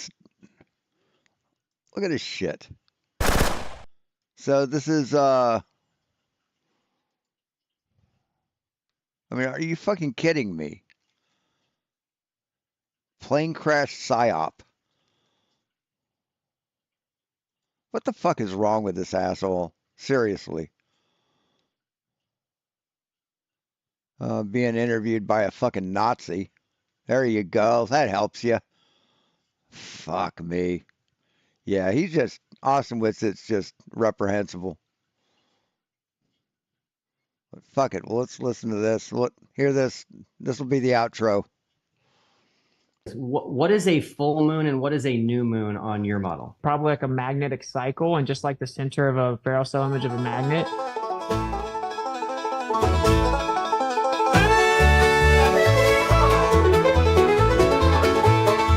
I think it's probably like a magnetic cycle, just like the center of a ferrocell spiral. Image of a magnet, it's just black in the middle. It's actually pure inertia, not just a little. In the ferrocell image of a magnet, it actually goes into its inertial state, then charges back up. It becomes like etherically displaced. You start to see it charge up once more, and it goes back like it did before. Once it becomes like etherically spaced, you see it charge up and take its place. Oh, shucks. Ain't that so? Look at that fucking stage wobble. Look at that shit. That's how moon phases work, fam. Pass the dresser. In the magnet's heart, centrifugal divergence flies. Centripetal convergence pulls. Defying all science, etheric whispers sing. Light and shadow blend. Magnetic cycles spin, where physics seems to end. In the ferrocell image of a magnet, it actually goes into its inertial state, then charges back up. It becomes like etherically displaced. Yeehaw! Grab your partner, swing 'em round. Magnetic cycles up and down. Either song in the air, hillbilly science everywhere. Cause it's like etherically displaced. Yeehaw! Yo, belly on up to the Witsit word salad buffet. Who has light vinaigrette?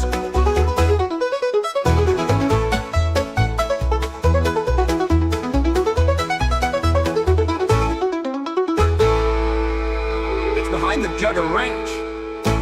Then charges back up, and once it becomes like etherically displaced again, you start to see it charge up throughout a cycle, and then it goes back. Thanks for coming, guys. Appreciate you stopping by. Yeah, he's schizophrenic. He's just a con man. He's just a scammer. Doesn't just his entire existence is just one scam, one game after another. He's just a bad person.